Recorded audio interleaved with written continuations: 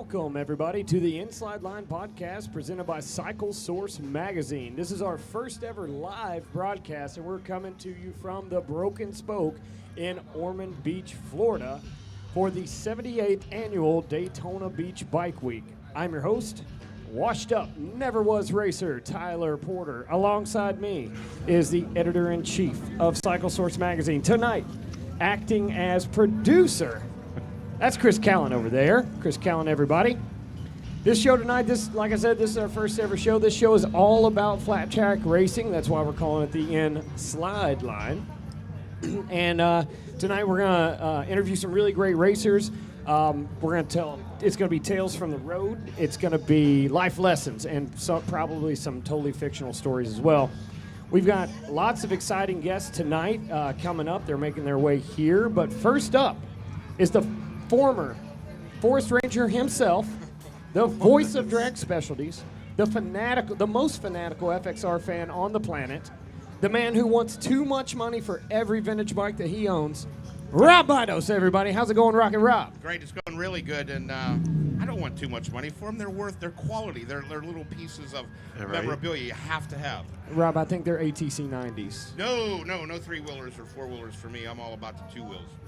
All about the two wheels. Chris, listen, I got to tell you, man, like this is such a real treat, dude. You don't even realize Rob and I go back so long on radio show stuff.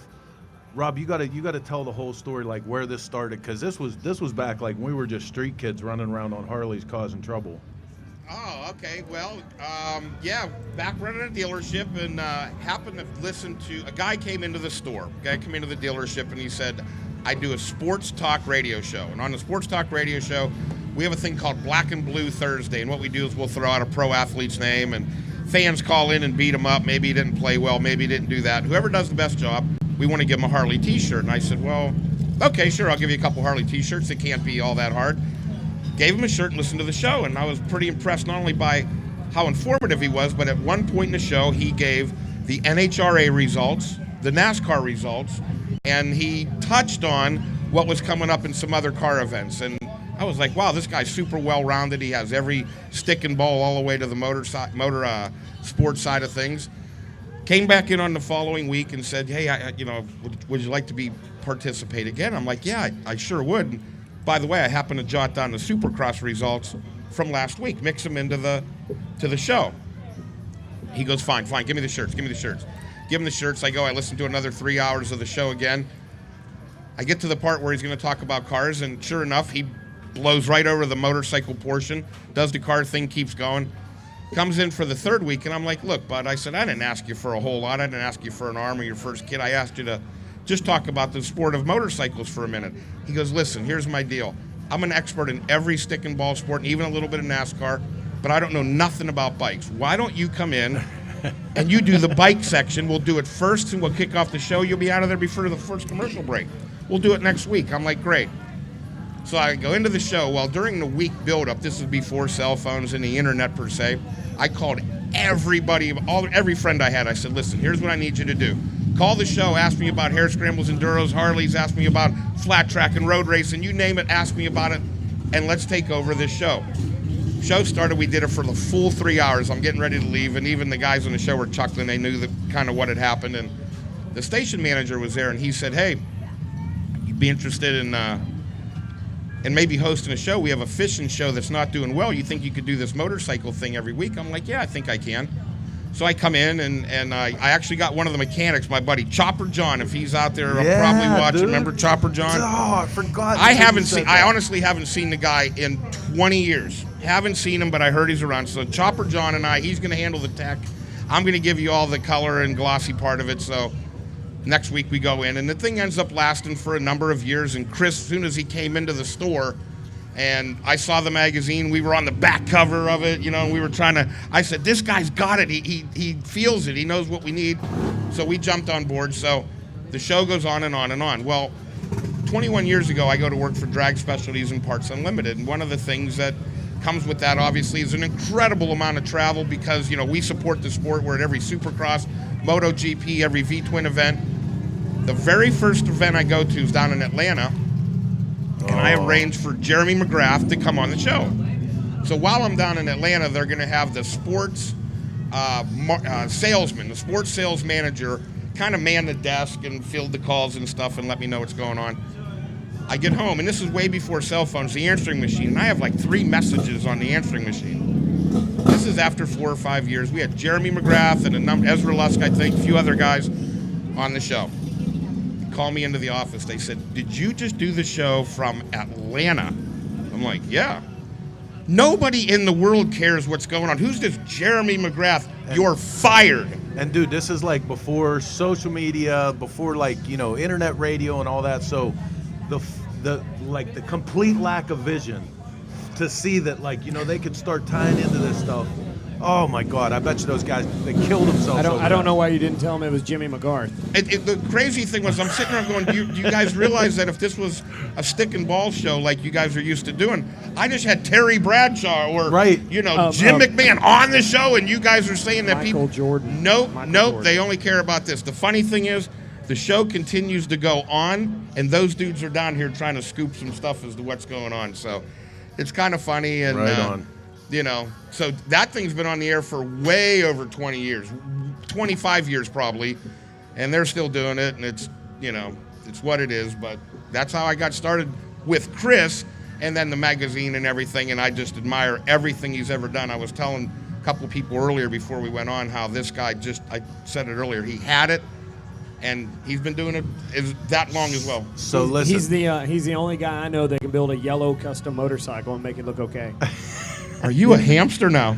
Oh, dude, listen, Keith Ball was making fun of me the other day about that. He said he actually sent Heather a message and said that the world's gone crazy. Your husband's building a hamster bike. I sent him a text message. I said, "It's yellow already. You think that'd get me in, huh?" That'll get you in. That definitely gets you in. Yeah, one custom bike, and then you got to know somebody. Do you know anybody? Couple Okay, guys. all right. As long as you know somebody. So listen, obviously you guys recognize Rob's silky voice. Yeah, silky smooth from announcing the Supercross series, but I don't know if you know this, Tyler. He actually started. You know when you see those guys doing the mini bike races, the pit bike races at the outdoor nationals and stuff? Oh yeah. You know that started in Rob's backyard, and it used to have a 4-drink minimum. Oh, minimum. Yeah, and Before you could get on the bike, there was a 4-drink minimum. Yeah, but see, Rob never forgets his roots. For instance, I was at Motocross of Nations this year at Redbud, and Rob single-handedly brought one of the scariest events I've ever been a part of to life with the mini It was bike a riot. bike. I caused a riot. Like, 25,000 people stormed the track. People from Sweden, Denmark, Belgium, Germany, Australia, Italy, you name it, they were on the track losing their minds. And yeah, it was one of the very few times I've been in a large crowd of people and really feared for my safety. Literally at that moment, we were one beer bottle toss away from total anarchy, and Rob and everybody got on the mic and they said, "If you want to see these guys race, get off the track." And Rob's silky smooth voice came in there and it parted the waters. He's like the Moses announcer, and everybody went and the race went off and everybody was covered in mud. And then after that, one of the craziest groups of drunken idiots happened. And I'm proud to say I was there, and I'm proud that Rob saved the event single-handedly with his voice. Oh, it was definitely. Hey, since then, guess what happened? NASCAR called me. They want me to bring it on the road to Chicagoland the end of June, and we're going. We signed a contract. I'm going there. We're taking Ryan Villapoto and Jeff Stanton and a whole slew of other guys, and it's going to be nothing but chaos. So, listen, but you know why we're here? We're here to talk about flat track, backing it in, the new 450s, the new V-twin class. I know I've seen a couple of the race shirts show up. Tyler. Yes. Jeff Ward is 58 years old, and he's coming to lay it down on the kids. What do you think about that? I think Superbiker, ABC. Oh, man. Here we go. Steve Wise is going to come back next. You guys are going to get me in a lot of trouble, but that's okay. I told Chris when we started this show it's going to be all positivity and all about the racers and all this kind of stuff, but you just came in here hot with my take on Jeff Ward. Here's my take on Jeff Ward. Jeff Ward is one of the most talented athletes that we may have ever seen on two wheels. He hopped in an IndyCar and damn near won the Indy 500, several years ago. Supermoto champion. This year the big talk, we're going to talk about it with all our racing guests, is the asphalt transition on the Daytona TT this year. I think Jeff's going to do really well. His fitness is good, or appears to be good. He obviously has the racing background. He's going to be thoughtful and all this kind of stuff, but I don't know as a former pro singles racer myself, not a very good one, but one nonetheless, I don't think he understands quite the level of intensity that these 16-year-olds who have no fear, they're trying to make a big name. I don't think the level of intensity, I think he's going to be unfamiliar with that because there's racing in motocross, and I've done motocross racing before. There's racing in motocross that is considered dirty and that we consider as flat trackers normal racing. You know, moving feet and scooting people out of the way and shoving people off the groove. That's like normal, and sometimes in motocross that'd be takeout. So it's gonna be really, really interesting to see how he deals with that. Qualifying can be the most insane thing you've ever seen in Daytona. And I've seen some of the best racers in the world not even make the night show cut. Now, a couple of years ago, they moved the night show cut from 32 riders to 48. So with the current list of riders being a little bit down. I heard there was 74 50s. That'd be kind of normal for Daytona. When I was racing, there was 70 or so every time. But the difference, you know, when I was racing pro, Daytona was a short track, okay? So the TT, yeah, that is going to bring a lot longer lap times, a lot more spread. You know what it brings? A front brake.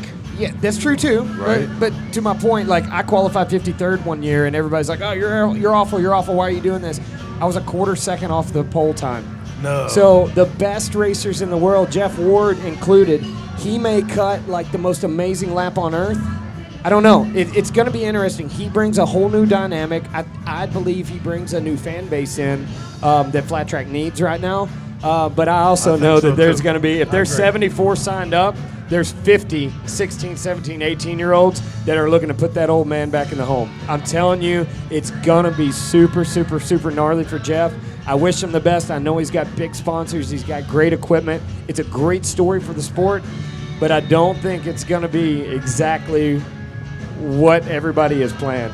I don't think he thinks he's going to waltz in there and you know, just start Have you read spanking his people posts? around. But Have you read his posts? But where he's at, so obviously you've probably heard the name Brock Glover, who was a 6-time national champ, Hall of Famer and things. He lives in San Diego. Yes.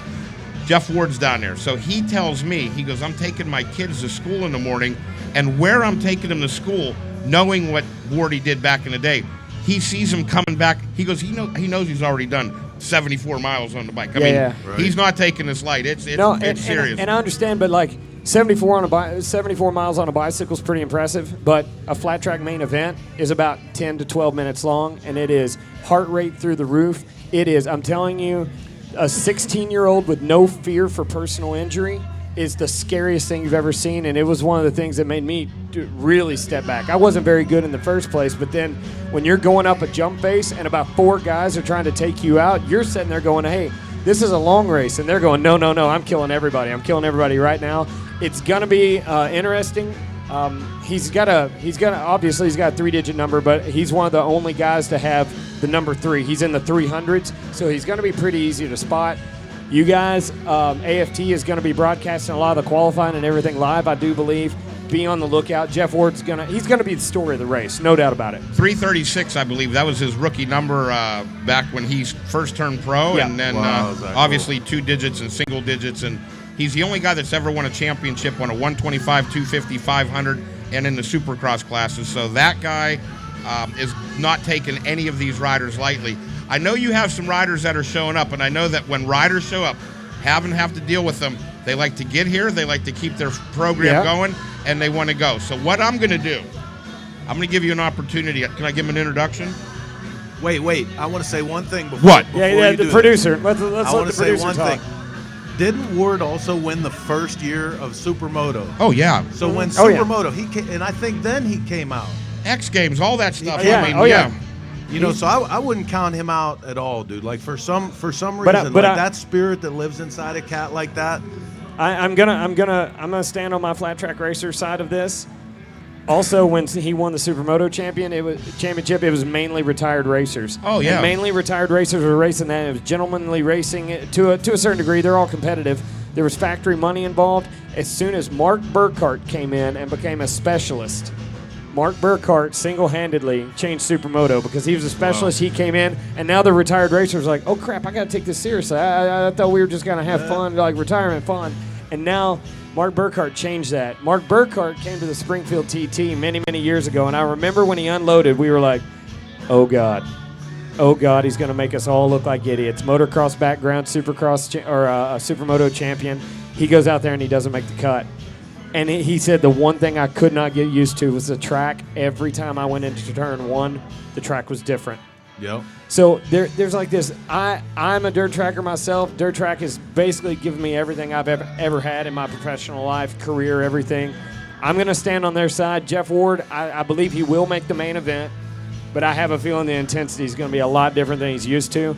And Daytona TT is going to be fast.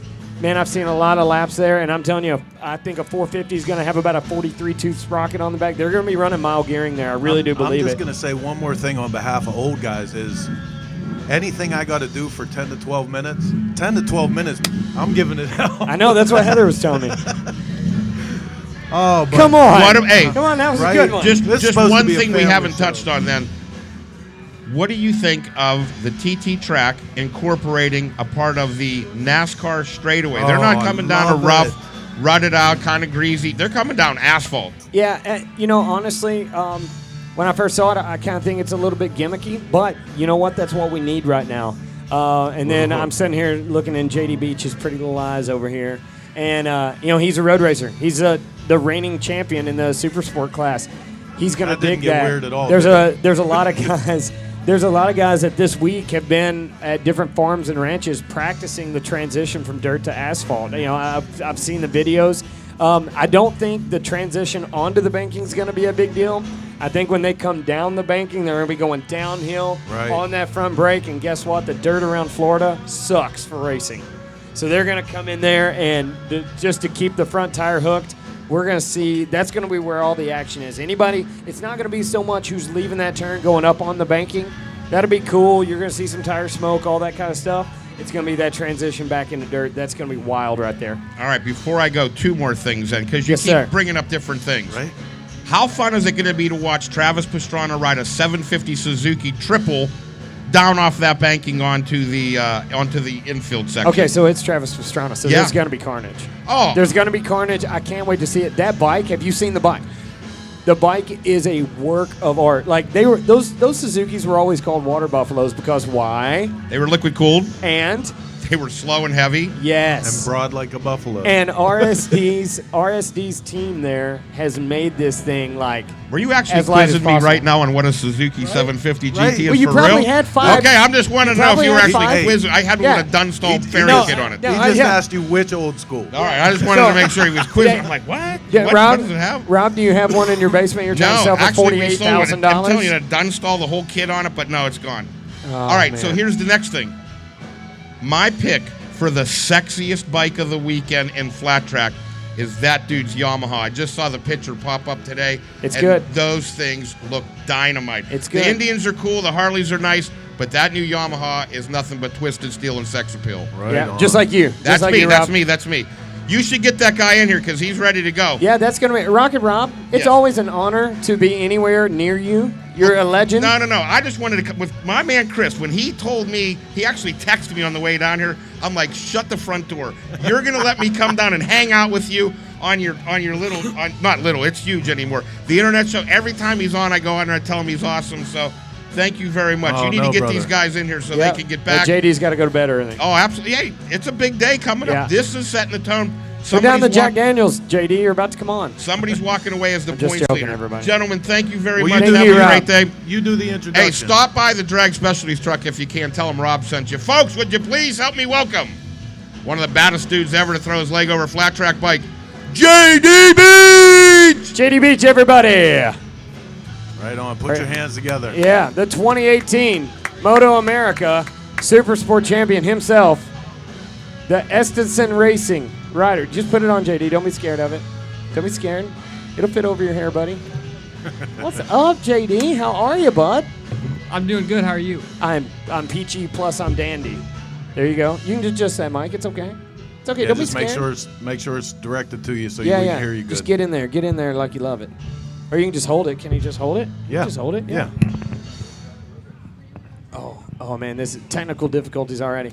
All right, so, JD, as we mentioned, 2018 Super Sport champion, what that means to our listeners out there that might not be the biggest race fans in the world, that's road racing, man. You're on Yamaha R6s.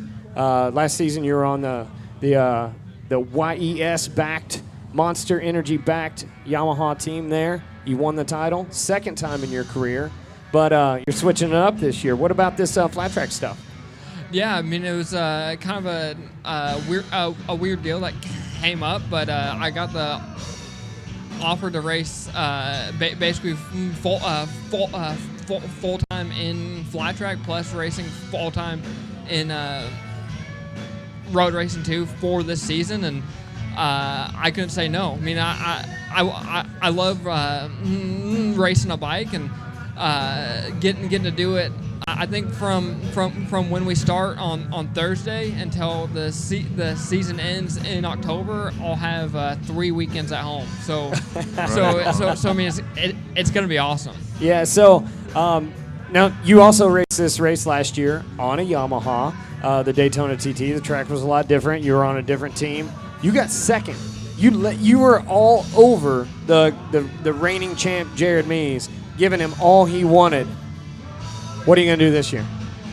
I hope win this thing. I mean, yeah, I mean, it was a really good year.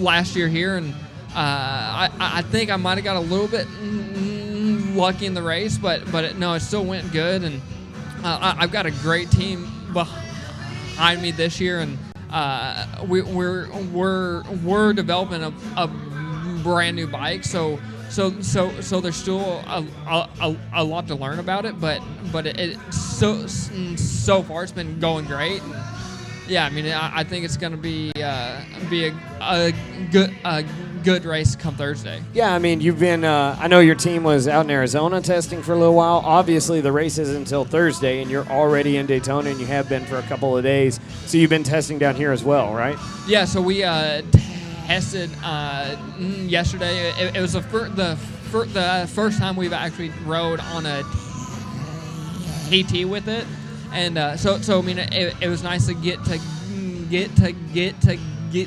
on a track and use the front brake with it and turn it right and jump it and stuff, just to make sure it wasn't going to drag or anything, and we weren't going to break anything. And I've got a good teammate that is pretty hard on stuff, and, yeah, you do.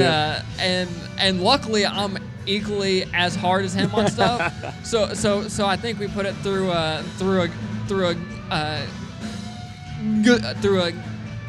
good test yesterday. Yeah. So your teammate Jake Johnson is notoriously hard on equipment. I mean, like really bad. So you're saying what you're telling me is all the foot pegs made it and all the wheels made it.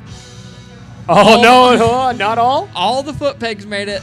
Jake was actually able to flatten a rear wheel, which it was good. So yeah, we both had our equal amount of stuff that we broke, but it's stuff that was it was easy to fix and we made better. So I think it'll be good for Thursday. Yeah, so we've talked about the new bike and all that kind of stuff versus the Yamaha you rode last year. This is an all new bike, all new frame, all new everything. What are the biggest differences you went through on the bike? Yeah, I mean, like you said, it's a new frame, new. I mean, I think we even have like the newest kind of style gas tank and seat out of all of dirt track. I mean, I don't think there's a bike out there that has the same kind of style as we do. So there's a lot of stuff that even the mechanics had to learn about it. And, right. And since it was all new frame, I mean, it was kind of a learning curve with the shock and stuff, just because we have a different kind of linkage set up. So when you change that stuff, I mean, it changes the valving of the shock and the spring rate and stuff. So yeah, I mean, it's been a big learning curve, and I think for sure there's still more stuff for us to learn, but Right. I truly think that every time we get on the bike, we find something new, and the thing keeps getting better. Yeah, were you able to keep Jake Johnson out of the suspension? I know he fancies himself as an amateur suspension guy. Were you able to keep his tools and the shim stacks away from him? No, it was actually good. It was funny when we were testing on a half-mile type track. I'd be coming out of turn 2, and I see a bike slowing down, and Jake pulls off to the side. I can see him reaching down, adjusting the shock, and then he keeps going. He'd pull off a turn 2, adjust the shock, and then keep going. He'd probably get it worse than it was to begin with, right? I'm not saying nothing. Right. So is the new chassis? Is it because the body work's all new? Is it more comfortable for you? Like what? How do you feel on the bike? The bike feels amazing. I mean, it's cool because the whole bike we're basically building ourselves. I mean, somebody within the team or somebody that's helping the team are the ones that are building the bike. So for each, I mean, we have 3 different riders. There's me, Jake, and Kobe. I'm short. Kobe's tall. Jake's in the middle. But he's old. Yeah, he is old. So old. Yeah, and so we got a walker for him to get up to the bike. Oh my God! hey, we invited Jake to come here. He said he was going to try, and he's not here. So this is all Jake's fault right now. but so yeah, and I mean also Jake's been racing a twin for a long time. Yeah, at least now. 40 years, I think. Yeah. It was him and Dick Mann. And Kobe just getting on one.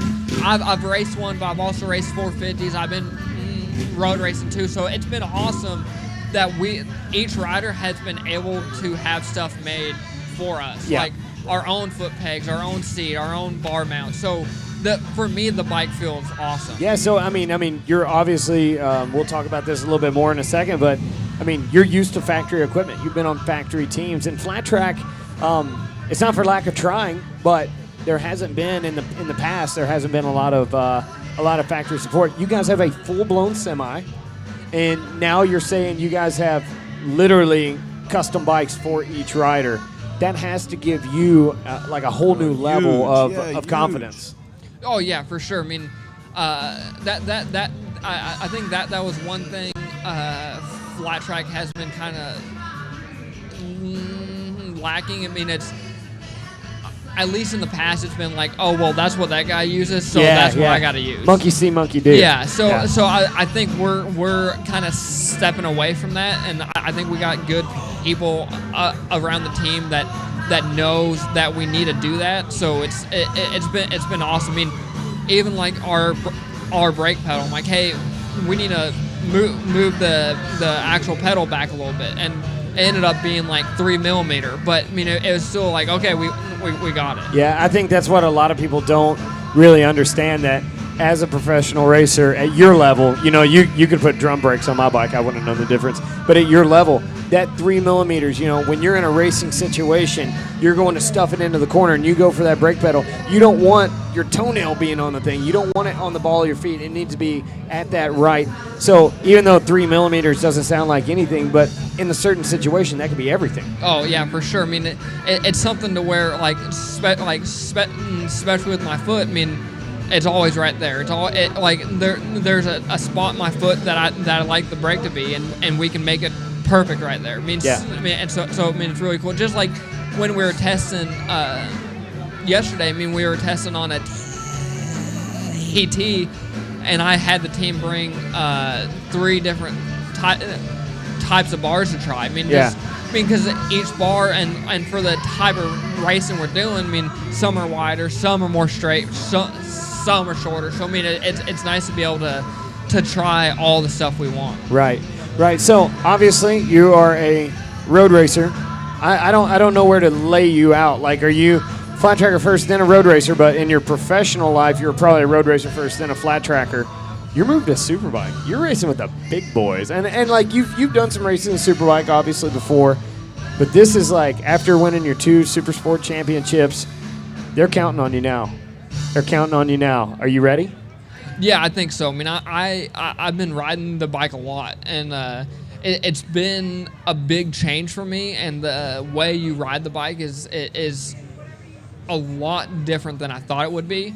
But it's been great because Richard Stamboli, who runs a team and owns a team, and I've worked with him before, so he kind of knows how I work. And actually, the last time I rode a Superbike was with him, and the only thing good we did was crash bikes. So it's been great working with him again, and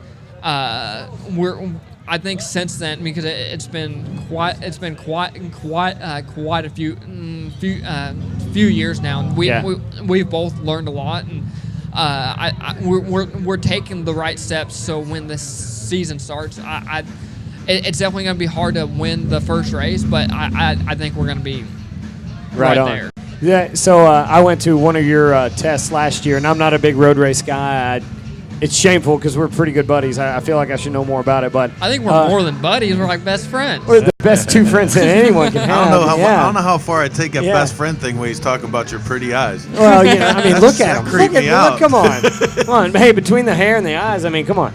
But no, like you were obviously riding 600s last year, and I was like, oh man, look how fast they were going. And then the Superbikes came out on the track, and the first thing I noticed, Chris, it looked like when they came out of the corner, somebody pulled a slingshot back and just let it go. Like after that, the 600s just sound like they were made. It was like a 125 on a motocross track. Like, man, there's a lot of noise right there, but So you're up with the big boys this year, but back to flat track.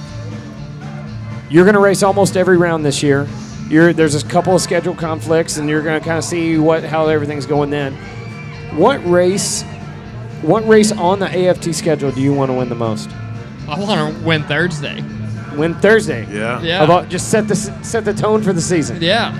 I mean, it's a new team, new track, new me. I mean, new you. Yeah, new me. Yeah. New year, new me. No, I mean, I honestly, I mean, yeah, I want to win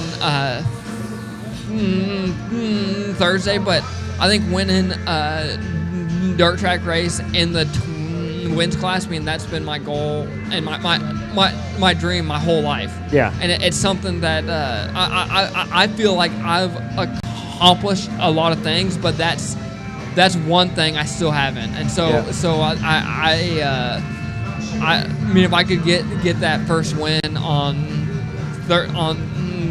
Thursday with this new team and new bike, I think it'll be great. Man, that'd be awesome. Chris. I got a little bit, man. Let's go. Now remember, I'm not as immersed in this part of racing as you guys are. I grew up with the low jacks and outdoor motocross my whole life, but don't you feel like this is historically significant, that this is kind of reaching back to the history of Daytona racing? Like you're coming off of a soft surface onto the pavement. I mean, it's sort of reflective of the history of the old beach race, man, that they're coming off the part of the beach and hauling ass down that part of the road. So as much as that could never happen again because of the study of the sea turtle, this is probably as close as we could ever get back to the roots of Daytona.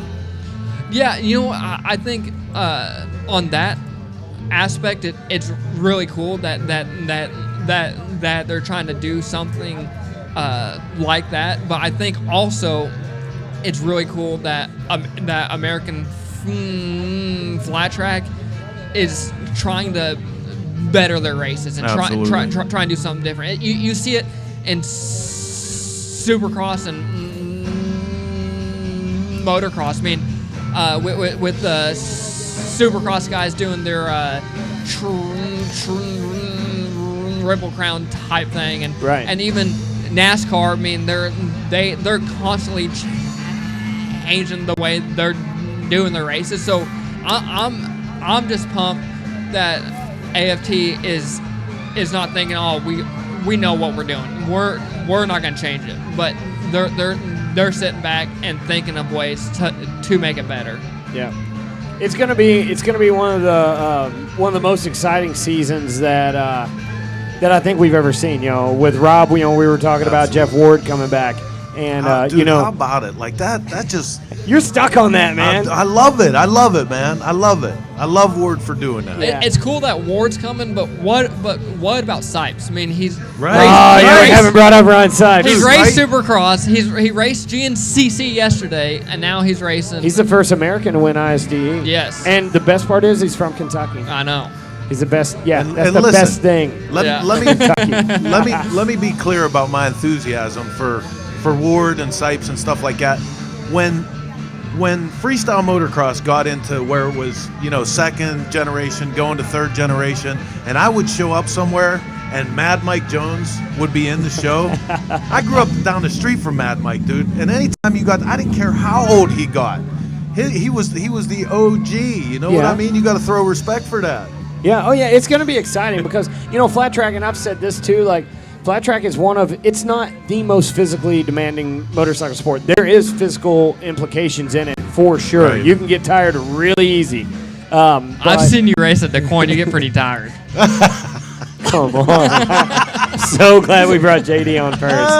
Oh, boy. Yeah, so you can get tired, but it allows some of these older guys, because I believe you don't forget speed. Right. I never had speed to remember, but you don't really forget speed. So those guys are going to be fast. I mean, Ryan Sipes last year, he proved he won the Buffalo Chip TT, So it is going to be exciting, JD. Can't wait to see you race Thursday. I'll bring you a peanut butter and jelly sandwich because I know that's your favorite. Extra PB, right? You're more on the PB side, the natural kind, the good kind? Yeah, I've actually gotten to the point to where I like a lot of both.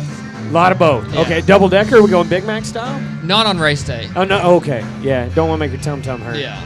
Yeah, I get it. Well, JD, let's run down your list of sponsors first because we got a lot of new, like, flat track style listeners might not know everything about Essence and Racing. So run down the list of sponsors here. I can help you with your shirt here if you need me to. Actually, that's why I wore the shirt. So I like to thank Essence Racing, Monster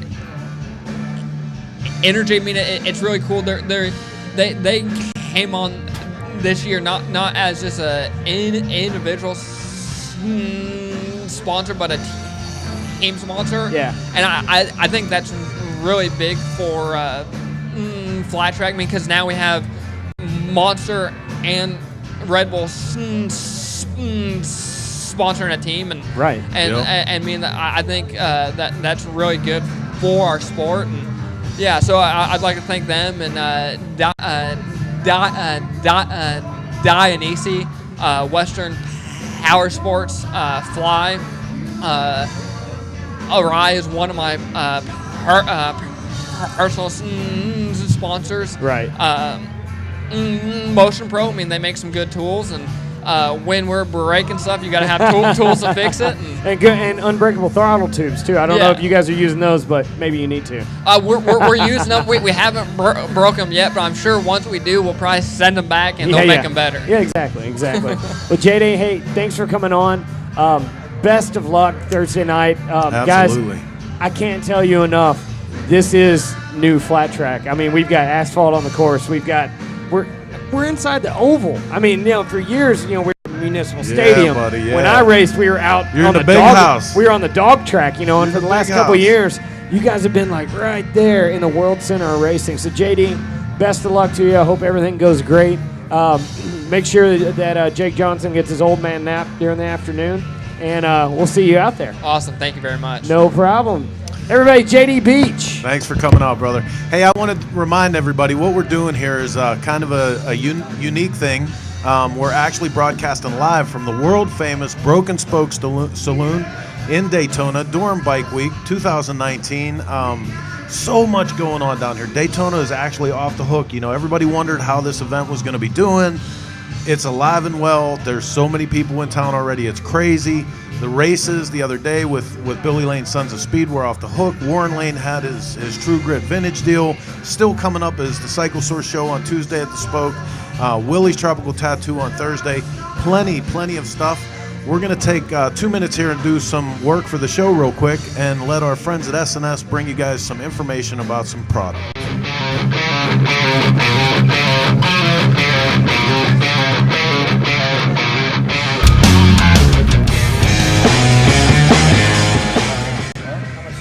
JJ from SNS talking to you about our newest Super Street 2-in-1 for the M8 Softails. Now it's available in chrome, it's available in black. If you're familiar with our systems, you know that we're going to have our formed ends. It'll come with the tapered gaskets. The formed ends allow that gasket to seal nice without it impeding the flow. Okay, it's not going to crush inside of that chamber. O2 sensors are in a factory location. They're flush mount, so the probes are in the flow of exhaust. Does two things for you. It comes online sooner when you're tuning, and it tunes more accurately. There is a step in each primary tube from 1 3/4 to 1 7/8, and a 2.5-inch collector. For more details on these systems, get to the website sscycle.com.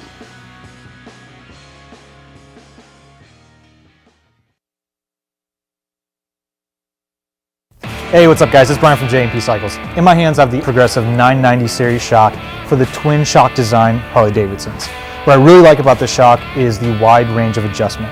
So you have a spring preload adjustment, rebound, and both high and low speed compression, offering you an almost infinite range of possibilities for your motorcycle. Now, this is going to give you a very linear and progressive feel because of the design.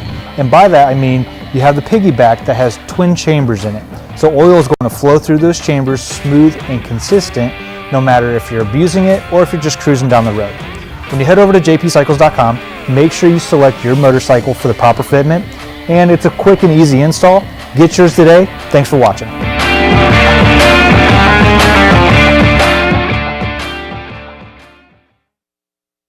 All right, hey man, I want to thank everybody there from SNS and JP Cycles for turning us on to that. Like I said, we're live at Daytona Bike Week 2019 at the world famous Broken Spoke Saloon. Beautiful, beautiful weather here. Thank you guys so much for giving us the back porch of this lovely property to do the first ever live remote of InSlide Line. I'm going to take you guys real quick while Tyler's gathering up some more of our race interviews and take you through a couple events. Like I said, Thursday, only reason to be in Daytona on Thursday is Willie's Tropical Tattoo Chopper Time. If you haven't been to this show, it's absolutely off the hook. You do not want to miss it. Also, on Friday, if you're still in town, Friday is Annie Oakley's, right down the street from the Spoke, host of the Boogie East Show. This is a great thing a couple of the young guys from Texas started putting on. It's like old Daytona, backyard, just hang out, real kick back and chill. Great time. You can actually see us there. Cycle Source will be set up the whole time. So lots going on in Daytona. Yeah, absolutely. You know, if you passed on this one, you missed a good one. We're having a blast down in Daytona. And I'm going to turn it back over to Tyler. We're ready to go with some more racers. Yeah, of course. Come on, you got to turn me on here. Come on, Chris. Turn me up. Rub your leg. Yeah, turn it up. All right, guys. Well, next here on stage, up on the main stage, he's number 20 who in the programs. He's number 1 in our hearts. He is Jimmy Speed, James Monaco. What's up, Jimmy? Tyler DeMeyer, it's nice to be here with you tonight. Oh man, we got Jimmy Speed now. Now a lot of, I guess a lot of people do know because we're on social media all the time. But James is my unofficial teammate on the MDR Mac Daddy Racing GFY Racing team. So it's always an honor to have national number 22 on board. Jimmy, how was it getting here from California? It was a pretty long road trip. We started out midday last Tuesday and ended up getting into like North Florida by Thursday afternoon. So we hammered down, and I came out with my neighbor, my brother Dominic, and my buddy Bo Thompson, and drove the whole way through, and it was a good time. It was fun and a lot of good jams, and it was fun. Yeah, those road trips, that was one thing that Chris and I, when we were designing this show, he was like, hey, what kind of stuff do you want to talk about? And, we kind of started talking about, do we want to, get really into the industry stuff? And I said, no, man, we're going to talk road trips. And what's the dirtiest truck stop you stopped at on the way here? Oh, something out probably right before Albuquerque, New Mexico. New Mexico truck stop. I wouldn't put my best friend through that, man. I have went number 2 in some really unpleasant areas, and I'm not proud of it. It's just it's very eye-opening and very scarring. And like we talked about when we go on our race trips with George Mack and stuff, you learn a lot about someone on a road trip. and you learn a lot about a friendship that could possibly last a lifetime, or as soon as that freaking van gets back to the driveway, you might part ways forever. Yeah, it was really funny. I used to have a flat track website called fightfordirttrack.com. That's where the name InSlide Line came from. That was my weekly column. And when I got rid of the website, I was like, man, I've been following all these people on Facebook just to give me racing news. And when I closed the website, I went through my Facebook friend list. And if I would not take a road trip with them, they were gone. They were gone. And now, thanks to Chris over here, I'm back into flat track media. AFT gave me a dang hard card. Like, I don't think there's anybody at AFT that was around when I was doing Fight for Dirt Track, or I think there would have been some questions. That's but how it you was got the literally no problem. So yeah, like those road trips, that's where you make some bonding. I mean, we almost died in a van this summer together. Yeah, I'd never experienced anything like it before. Everything's good, tunes are great, cruising along, and then just boom, got a blowout. Next thing you know, we're changing a spare with way too many motorcycles that should be in the back of a short Ford van. Short tempers, hot weather, tire tools getting flung everywhere on the side of a busy interstate.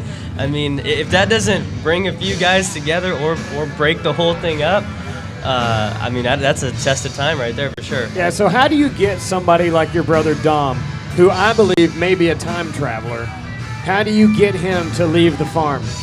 Oh, that's good luck. I mean, he's an old soul, and he does it his way, and if it isn't up to his spec, kiss it goodbye. If it's a rush time thing, it's not going to get done. Don't even bother. I mean, it's his way, and it'll get done. It'll get done to... Yeah, did you tell Dom there are a lot of two-stroke framers down here?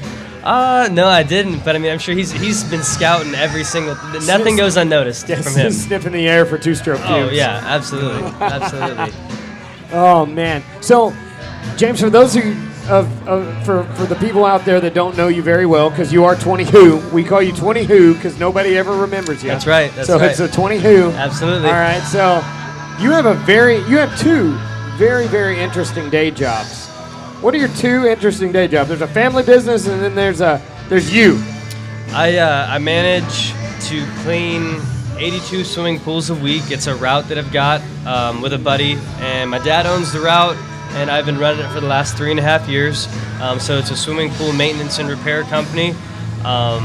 Like I said, I've been doing it just outside of, right when I got out of high school, I started doing it while going to junior college, and it's kept me really busy. And the nice thing about it is when I am on the road, I can kind of con one of my buddies into running the route while I get to go screw off and race motorcycles and come home. And I got something there for me that keeps me pretty busy. So I got the pool thing going on, and which is cool. I like it. And the family and I also have an almond ranch. So we have 160 acres of almonds, and we've been doing that for, well, I'm a fourth generation Jim Monaco. So I come from a long line of Jims. So we've been doing it since 1932.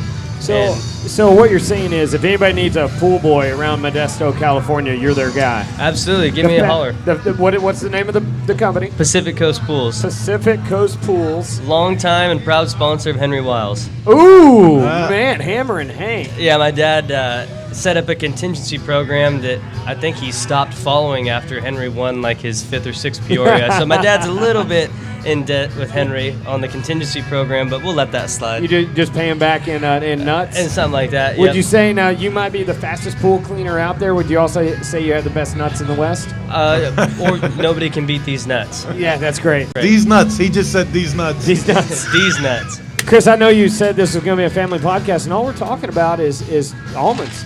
Top quality, grade A almonds. That's what we're talking about right now. Hey, listen, speaking of this program, real quick, I want to let you guys know you can participate. Don't let us be the only conversation that goes on. If you're watching this through social media, you can participate. You can see the comments coming up on the screen there. Give us your comments. Give us your questions. We'll try to bring them up as much as we can, but there's a lot going on here. We're live at Daytona.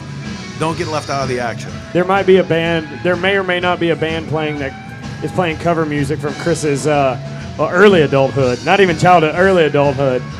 Okay, right on. See, you gave me this platform, and see what's happening now. That's all right. Listen, We're not always going to be around your racer buddies. Later on in the week, we're going to be around some chopper guys. That's your ass. Chopper bros. Don't make me. Hey, look, tall shocks, tall socks, son. I'll bring dynas. What's up? I'll bring some dynas in. So James, I want to know about your best race ever. I don't care if you were on a 50. I don't care if you were on the Slammin' Sammy-O Kawasaki. What was it?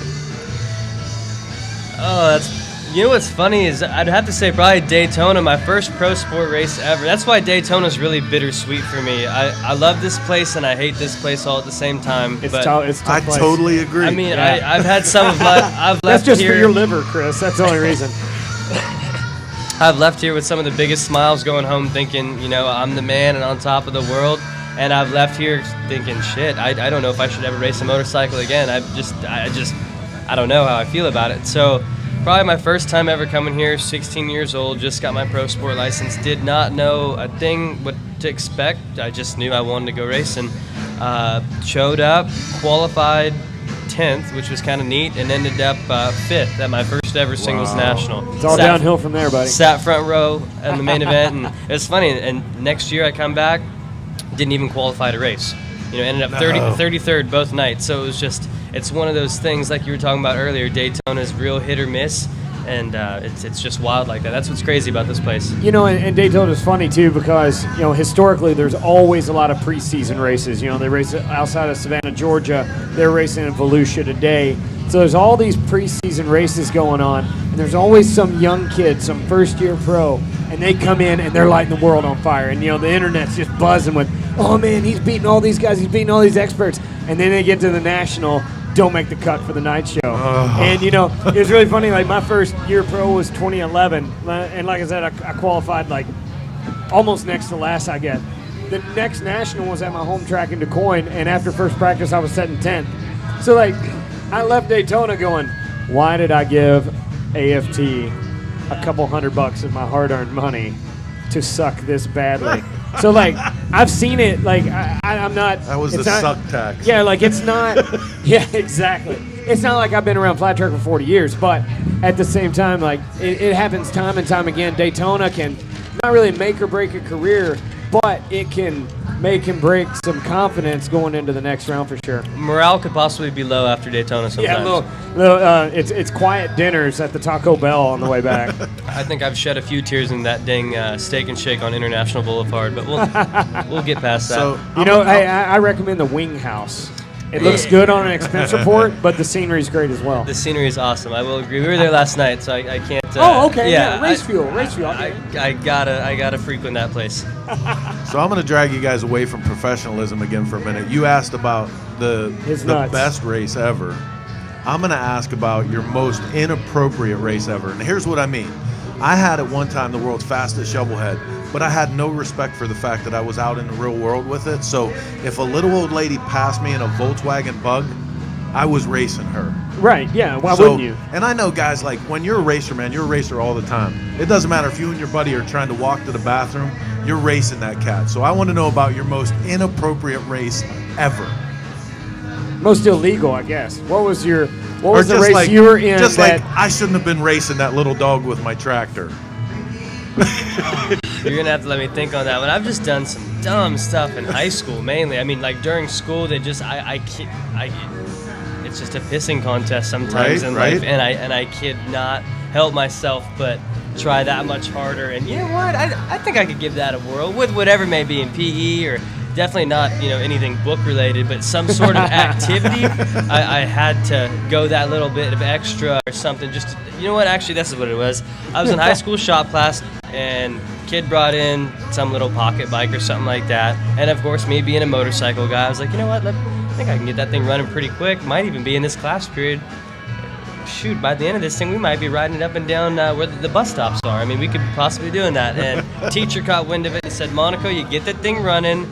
Do not ride it. I think that's awesome. You got it running. Just please don't ride that thing. And of course, in through one ear, out the other. Got that thing fired up within 15 minutes. And he's trying to teach a class, and he opens the back doors, and he had 3 of us working on the bike in the shop in the back. And he just sees, my big butt riding the thing down where the bus. Yeah. there, and then you just see him arms crossed, shaking his head, and I'm thinking, I am screwed. I might as well ride this thing all the way back to the house because I'm going to get my freaking butt kicked if I go back there. So your dad grew up around the Roberts all the time. Being Modesto, California, you hung out at their ranch all the time. Do you have any really good King Kenny Roberts mini bike riding stories? A lot of good mini bike riding stories. One that is kind of special to me is I was about 12 years old, and some guy by the name of Jorge Lorenzo, who had never ridden on dirt, was coming out to Kenny's ranch for the winter. None of us knew who he was. We heard he was George. It was just George. It was just George Lorenzo, yeah, at that point. And he was a pretty established Moto 3 rider at the time. This was before any of what's happened lately has gone on. So Moto 3 rider just coming into the Moto 2 class, and he had never ridden on dirt over there. You grew up and you rode pocket bikes on kart tracks, and you never had a steel shoe on, never rode dirt. So his manager flew him over, and he spent a whole month up at Kenny's ranch, which is about 15 minutes, or was 15 minutes from my house. And every day after school, I'd go up there and I'd ride with this guy. And the first week or whatever, I was kind of kicking his butt. And then by the end of it, I mean, he was riding laps around all of us, feet up, not doing a dang thing. The guy was absolutely killing it. And that was kind of special for me. I mean, looking back now and all that he's accomplished, that was cool to experience that and be around, world-class guy like that, and just simply be riding XR100s in a guy's backyard with him it's pretty humbling for sure. Yeah, for sure. So, 2019 schedule, you're on a new bike this year. Last year you rode the Samio Racing Kawasaki 650 base motor, but it was as close as you can get to a 750. Right. So you were on that. This year, all new bike. Let's talk about it. So, last year I was on, like you said, Samio Racing put me on a pretty nice Kawasaki 650. We had a 750 kit in it and raced it pretty much every national but the last 3. And we had a good run. Made 6 main events, which was pretty cool. Got invited to X Games. It was big for me. I mean, that's, as a little kid, I always wanted to be invited to X Games. I mean, that's kind of a 90s kid's dream for sure. So that was really neat and humbling. But this year, I just knew with all the class structures and stuff that it was going to be pretty cutthroat. And it's either get an Indian FTR 750 and continue on with the top tier twins program, or get on a Kawasaki of some sort and go with the production route. And I just wanted to do what was best for me, and I knew I kind of had to go out on that whim and try to find myself an Indian. So I worked with a few buddies of mine on some funding and this and that, and ended up getting myself my own personal Indian. And I've been working all off season with just outside funding from a couple different businesses like Pure Crop One, which is an organic foliar for plants and tree crops and stuff. That help out a couple World of Outlaw teams, so we've got them on board as a title sponsor. And we also have Booker Express Transportation, which is a local trucking company out my way to help with different travel expenses and stuff like that. So it's something that I kind of put together all really myself with help from my buddy Canyon, who gave us a real nice transporter to be in this year and be presentable and have a program that people would want to be involved with. I kind of wanted to do my own thing. At the end of last year, I was kind of sitting there with no ride, no nothing, kind of twiddling my thumbs, figuring out, what am I going to do? I want to race, I want to be competitive, but how am I going to do this? Right. Not really sure what I was going to do, and just started making calls and doing the best I could with my resources. And it was kind of cool because I've put together this little team effort of all of my buddies, everyone from George Mack to just all my buddies collectively, going in on this deal. And whether that be time, effort, just wisdom, whatever it may be, but it's everybody I want involved. And that's what's cool for me is it's just making racing fun again. I spent the last few years trying to navigate through a couple different things in my personal life and this and that. And it was really tough for me. I kind of questioned, why am I even doing this? And, do I even really like going out on a whim anymore and trying to do all the extra work and stuff it takes to go racing. And I'm very thankful for Samio Racing because he kind of put me on the map, and by having that opportunity to show up and ride a top-notch Kawasaki was great. I needed that for my career, and I'm very blessed for that opportunity. But I knew I wanted to kind of do my own thing, and it's stressful. I've always gone racing kind of by myself with my family, and with my brother Dominic, and we've had a lot of fun. But to do it at this level and get involved with corporate companies and stuff, I've just learned so much about myself, and it's a lot of growing pains, and it's made racing that much more. It's like a bittersweet thing. I'm just kind of happy to be here and be doing it another year. Right on. So, I mean, you made several main events last year. There was a couple times there was big disappointments, maybe a bike let down or something like that, but you guys just kept on soldiering on.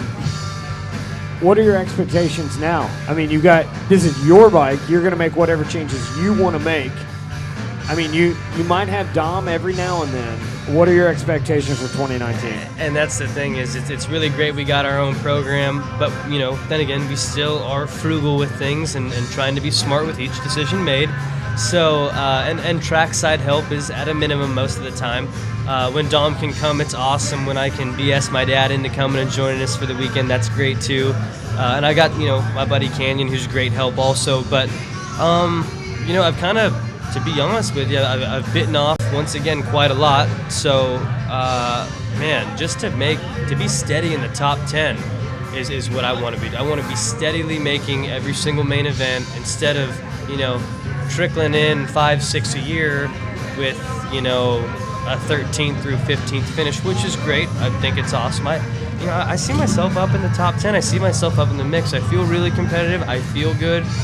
I've been putting my freaking heart into this thing really, really hard the last few months, and I feel confident. I really enjoy the Indian FTR 750. Talk about a really purpose-built motorcycle. It's humbling how neat it is. So I don't know. I can't really tell you, Tyler. I'm hoping for the best. It's one of those things where I don't know. The sport is changing so much. Our class structures are changing so much. It's so tough, I think, sometimes for a fan to really understand from year to year to year what the heck is going on. We spent so long with a singles and twins program, and then we went shortly back to a basic twins and a expert twins program with a singles program occasionally. So it's very tough to keep an eye on all that and try to understand that. But I think it's good. I don't know. We'll see about halfway through the year. Yeah. So looking through the whole year, what race is on the schedule that you're just like, you can't wait to get to it?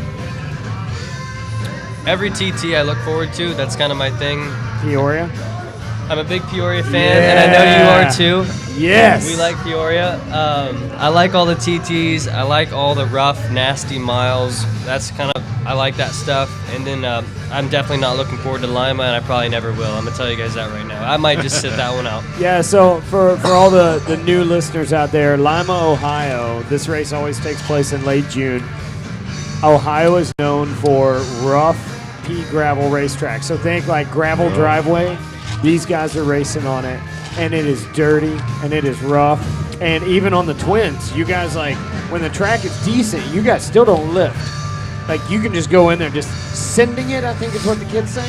Sending it, yeah, that's the new term. Yeah, a lot of sending it, yeah. It's, Lima, it's really a crazy place. And I'm all for rough tracks. For some reason, I seem to really dig the more rough, messed up tracks, but when it comes to Lima, it's just different. I mean, you're not really riding on a race surface. You're riding on, like you said, a literal gravel driveway track that someone went around with a water truck to settle the excess dust. It's crazy, and I know some guys can't get enough of it.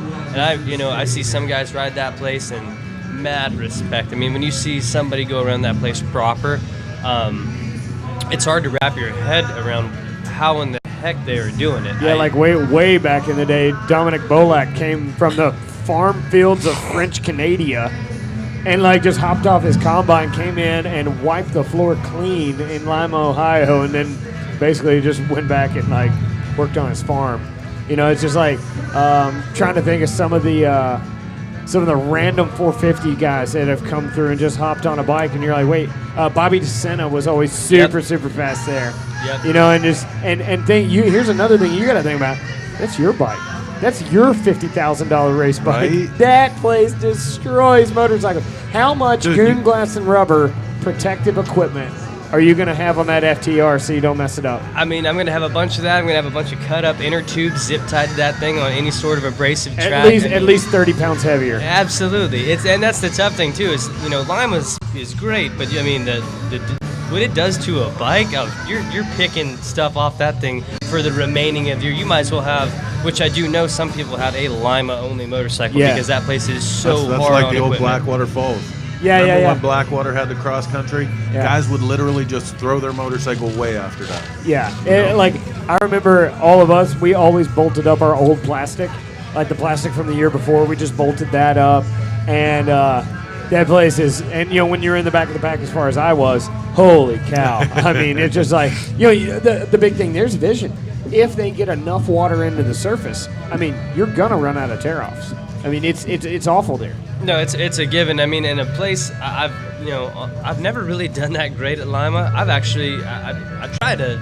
I don't really particularly like going to Lima. I'll go to every single national, but like a track like Oklahoma, made the main there this last year, and I stacked on, I think as many tear-offs as I could fit on one of those extended sprint car billet posts off the visor, which was just kind of insane and unnecessary, but you needed to stack on at least 15. And I think I burned through every single, halfway through the race, I was destroying my shield, wiping it with my glove. Because that's the worst. Like, as soon, every racer knows, as soon as you run out of that last tear-off, you know better than to wipe it with your hand. Because it's over. But then you it's start. over. Then you start second guessing it. Like, no.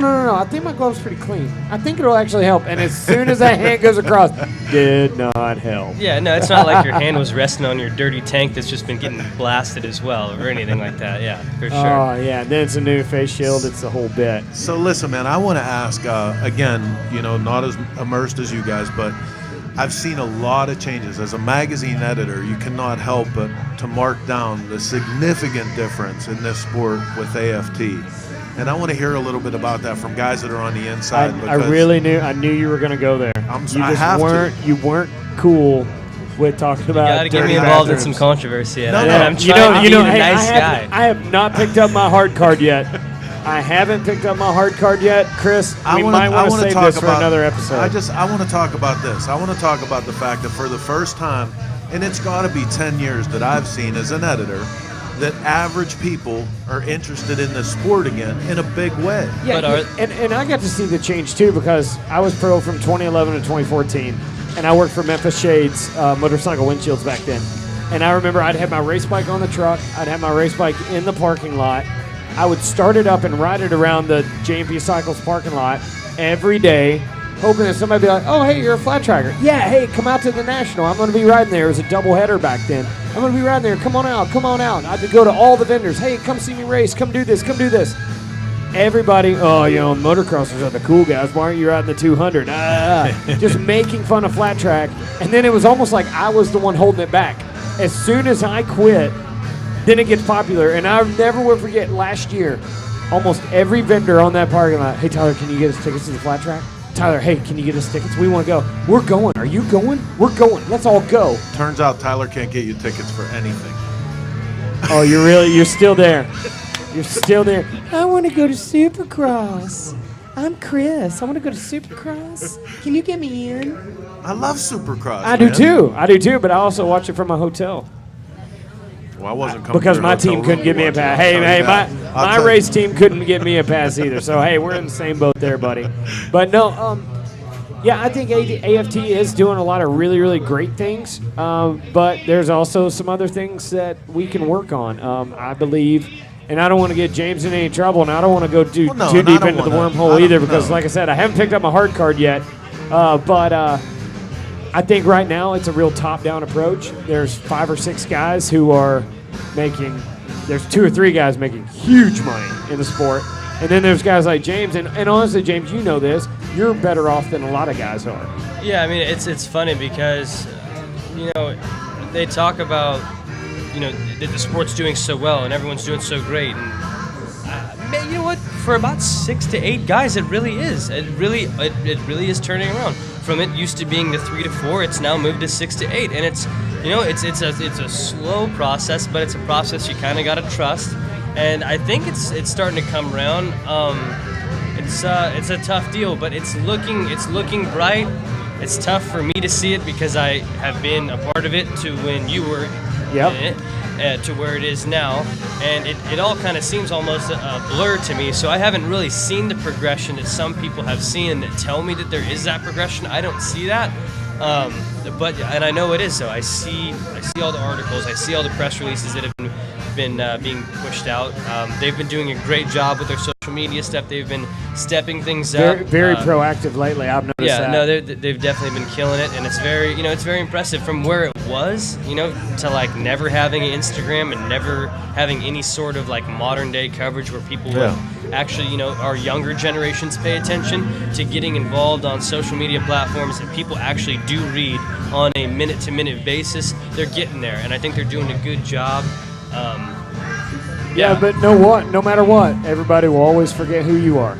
No, absolutely. Yeah, I can introduce you 8 times, but it doesn't really matter. Yeah, but that was really funny with me and Chris. We've been talking about doing a flat track podcast. Well, since I came on the show and talked about the leaf blower rule. Yep. So we've been talking about it, doing it for a little while, and literally Saturday, it's Monday now, literally Saturday, I said, hey, why don't we, there's racers in town, why don't we try to do something? So we put all this together in 2 hours, Chris? Yep. It's about 2 hours. Heather she's an angel. Chris's wife Heather is an angel because I ruined her day off today. Monday was her day off, and I know I ruined that, but that's okay. We're having a good time here at the Broken Spoke. Oh, and at the end of the day, Heather loves all this stuff as much as I do, so it's real. I mean, the reason I was asking you for Supercross tickets was for her. Oh, crap, I would have got them. Sorry, Heather. Sorry about that. You just hit me up. You just come to me direct. But no, like, they're getting there, and when we put all this together, a couple of guys put it out on social media. I got a call from AFT, in minutes. And I'm like, holy crap, how did they know we were doing this? And the one thing, they weren't mad. They weren't mad at all. But what they wanted us to do is be a part of their media night, which is going on tomorrow night. And they said, and I was like, well, we've already got an agreement with the Broken Spoke, and they're so generous to have us here, and they are. They're excellent hosts. I mean, we got lights in the trees, we got music in the background, we got beautiful motorcycles everywhere. Can't thank the Broken Spoke enough for having us. But they said, Tyler, in the future, when you and Chris put something together like this, let's work together because this is what we all need. So, I know we're tentatively talking about doing something in Sturgis. Yes. And they said, hey, we're doing a bike night in Sturgis. Why don't you come out for that? So we're already planning for August already. So I'm going to try to get Heather. Here's my goal for Heather and Chris. What do you think? How does somebody own a magazine with a monthly flat track article? How do they not come to Springfield? Oh, you got to. I mean, that is the mecca of flat track racing, point blank, period. So I'm thinking maybe we have to do a podcast show live from Springfield. Listen, wise ass. Woohoo! I've been to Springfield. I rode a 1,500-mile day to get from Bonneville to Springfield to watch the race. So don't tell me.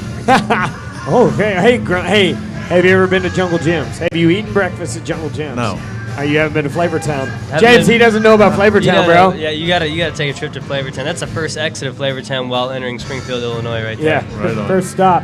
Come to Springfield. Everybody has to come to Springfield. We'll do one of these live shows, and all the racers. James, you here tonight. JD, we've got some other racers coming on. We got one random old guy coming on, but I think it was hard to get everybody here because it is tough. But I think once everybody sees this show, once everybody sees how fun it is, how much we're going to tell goofy stories. Alan Muller that owns Memphis Shades, the one thing he told me, I'd get so wound up about stuff at work and the motorcycle industry, and he'd go, Tyler, settle down. Nobody gets out of this alive. That's what he'd always tell me. So I want it to be lighthearted, and I say we come to Springfield with this bad boy. Come on, Memorial Day weekend, where you at? Live from should we do it from the campground, James? I can't make Could they decisions handle like it from the campground? Live from spot 23. Barber's Barbecue Camp Spot. Oh, man, we get some MDR. We get some George All Mack sorts of in flavor. there. All the Flavortown. Slider. Some folks from Milwaukee maybe too. Get some slow? Yeah, a little bit of slow cooking. Oh, man, I bet there'd be some Grateful Dead playing on that one. Absolutely, and a bubble machine too to top it. Yep. Oh, yeah. So, guys, come on. Memorial Day weekend, Chris. Come on. You know the deal. You got to ask Heather. I'm not allowed to make decisions like Heather, that. Please. You already have another activity. Oh, we're in Colorado. Colorado. We're reality. Never heard of her. Yep. Never heard of her. Well, James, hey, thank you so much for coming on tonight. It's always good taking a trip to Flavortown with you. Absolutely. Thursday night, everybody, 22 in your programs. 20 who? Number one in my heart. My teammate, James Monaco, everybody. James. Thank you guys for having me. I really appreciate it. Absolutely, man. Thanks for Absolutely. being I'm looking here. forward to the next time. Cheers. Yeah, cheers. Well, hey, as George Mack would always say when he gets off the phone, peace. Peace. Man, has this been fun or what? Like It is. We had a few late minute cancellations. We got some racers that are still trying to get here. I'm hoping to get them on. You told me 2 hours max, but Well, we can do. I mean, we're in the corner. You know, the people at the Spoke are really cool. They gave us a nice spot here. We're on the back porch. If you guys are listening to us, watching us on your phone, you still got time to get in here. Oh, yeah. The racers have stuff with them. They're doing autographs out there. It's a really great. You know what my favorite thing about this is? There's always been this invisible barrier between the motorcycle culture out here, outside of the track, and the motorcycle culture that's in the track, and it doesn't actually exist. Like for guys like Chris, would us, you say that right now you're promoting synergy? We're going synergy right now. All the synergy. What? Do we need some? you're freaking me out. Hey, back you're here. gonna be Peace Frog number 2 Hey, in back, a minute here. Back here on the bag, do we need to get some of those corporate inspirational posters? like a cat, like giving a high five, like you can do it. Oh shit! Oh, I just like it too, because as a racer, like literally, I did this, and I've said that way too many times tonight. Oh, Tyler just wants to talk about himself, but like as a racer, all you do is go to International Speedway Boulevard, Right. and you qualify, and then I don't know how it all lays out now, but you hop on a Zuma scooter, and you go over across the street, you get something to eat, and then hopefully you race the night show, and then you go home. So a lot of these and guys, listen, like you'll do that trip to Main Street, but as a racer, it's like, oh my God, I can't believe I just saw that lady wearing that. But nobody really gets in here and hangs out and talks. And this is a big step. What you find are a lot of people that are exactly the same. A lot of people who really love motorcycling and really love all parts of it. And that was what I wanted to talk about. I know every organization that runs races. Like I can remember when Spevco came into HDRA, and I don't know if you knew that whole story, but like, No, sir. man, it was the worst thing that happened to HDRA. But Spevco and their PR machine, they had it out there that it was the greatest thing ever. Well, eventually the whole thing went away. Yeah. You know what I mean? Because on a fundamental level, what's good for the racers, and I get what you guys are saying about that, what's good for the racers ultimately keeps the sport healthy and alive. I think from my side of things, watching from the average guy, some of the stuff they're doing to make this less intimidating for the regular guy and more accessible, those are things that are going to promote health and good welfare for more racers. Oh yeah, like you guys are looking for. You hit the nail on the head there, and I think a lot of racers they're looking. Racers are always looking for something. Tom Seymour at Saddleman always told me this is the flat track handshake. Gimme. And he wasn't wrong, because I was that guy one time. But we're getting to a level where we've got more fans than ever. That's facts. That's Yep. viewership. That's I went to Springfield a few times, and you'd look across at that grandstand, and it was bad. And I knew people at the IMDA, and they were saying that promotes that race, and they said, guys, I don't know how many more years we can afford to do this. And man, the last 2 or 3 years, those stands have been packed. Yeah. There's people coming in, they're riding their motorcycles there. It's a holiday weekend each time they run twice a year, Memorial and Labor Day. And it's coming back. But what I really want to do with this show, if we continue it on, everybody knows the Jared Means. Everybody knows Shayna Texter. Everybody knows, most people know Jake Johnson. Honestly, they probably recognize him in public. But James Monaco, Right. to me, a James Monaco has a cooler grassroots story. He used to ride at the King's house. Well, Kenny and freaking Roberts, he rode at his house. just when you realize, like, here's the guys coming in, and this is what I'm telling you about accessible and less intimidating the average guy. You see these guys walking around, and they have their team shirts on with all their sponsors, and they look professional, and you see that. But just like most other things in life, that there's a certain amount of smoke and mirrors. Like when he's sitting there talking about what his day gig is, that's real. Yeah. That's real, man. That's like finding it deep down inside and pulling yourself up by the boots to go out to that race and try to keep going. And, And that's happening, like you said, like he said, right beyond 8 riders, that's happening with everybody. Everybody's trying to figure out how to get to the next race. Yeah, and I will pick on Jared a little bit because Jared's making a buku of money. He deserves it. He's the hardest working guy in the sport. But I remember when Jared Mees, if there was a race paying $100,000 or $100,000, oh my God, if there was a race paying $1,000 to win or more, Jared would be there in his van with his bikes that he built. He was a barnstormer. Now he's at the level where he doesn't have to do that anymore. But a lot of these guys are. Right. They're looking around for all these big money, a fair race or outlaw race or something like that, so they can fund they can fund their AFT series. And man, did they have some stories. I mean, I can remember one of the first times I ever went out on the road was with Chris Boone, who is a legend. Chris Boone is an absolute legend. Everybody in flat track, you've got a Chris Boone story. And I remember he picked me up. We started heading down the road. We drove all night long to get to this race. And I guess this was like, this is probably 01, 02. He picks up his flip phone, calls this number, and he says, hey, man, I got us breakfast. And I said, well, wait, hey, where we're going? We pull off the interstate. We go in and we pull up at this farmhouse. And I'm talking like real far, like Field of Dreams farmhouse. Right. We walk in. All he does is call the guy Farmer. Never knew who this guy was. He's just Farmer. His wife has prepared us, like Cracker Barrel kitchen style breakfast. It was the first time I'd ever in my life had whole milk. Yeah. Fed us, gave Chris a couple $100 and sent us on his way. And that's what flat track's about. And I would always make the joke, I was fortunate enough to not be famous for my riding, but be famous for knowing famous people.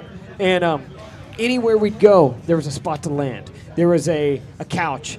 And I used to make the joke, anywhere in America within 3 hours, I've got a couch somewhere. Mm-hmm. And those are the stories. Those are the stories that just pop out in people's heads. And a guy like James, and JD's got some great stories too. Don't get me wrong there. All of these racers, flat track is one of the most media accessible motorsports in the country. Yep. So any of you guys that are going to be in Daytona, come out to the racetrack, go into the pits, say, hey, I heard you on the show, or hey, just walk into it. Who are you? Where are you from? Get to know these guys, because our sport and AFT is taking it to the place where I really believe this thing can really, really, really blow up. It's going to take effort on both sides. It's going to take effort on the racer sides. It's going to take effort on the AFT side.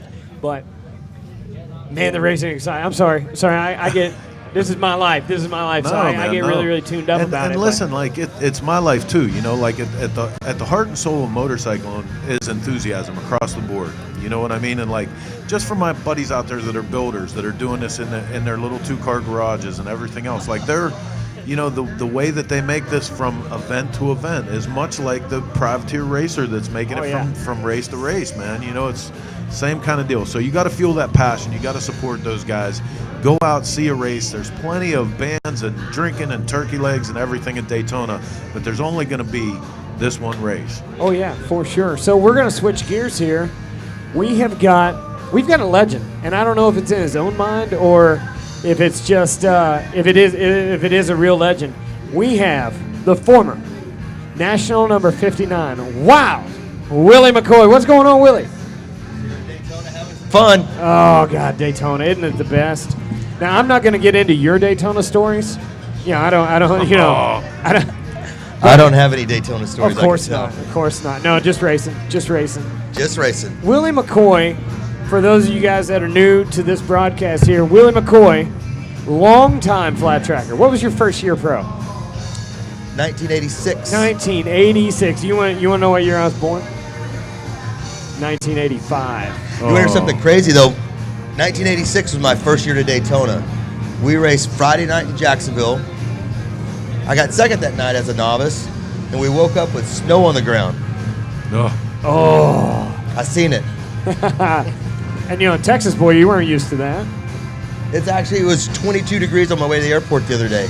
Oh, yeah? It's freezing down there. Global warming, guys. Yeah. Right. Yeah. So, Willie, you had obviously a super long career. Your career was highlighted by your 2 Springfield Mile victories. I mean, Springfield Mile, that's a Daytona 500 of our sport. Springfield is a really cool track, and I blessed I got to race it as many times as I did, and then to win it twice was wow.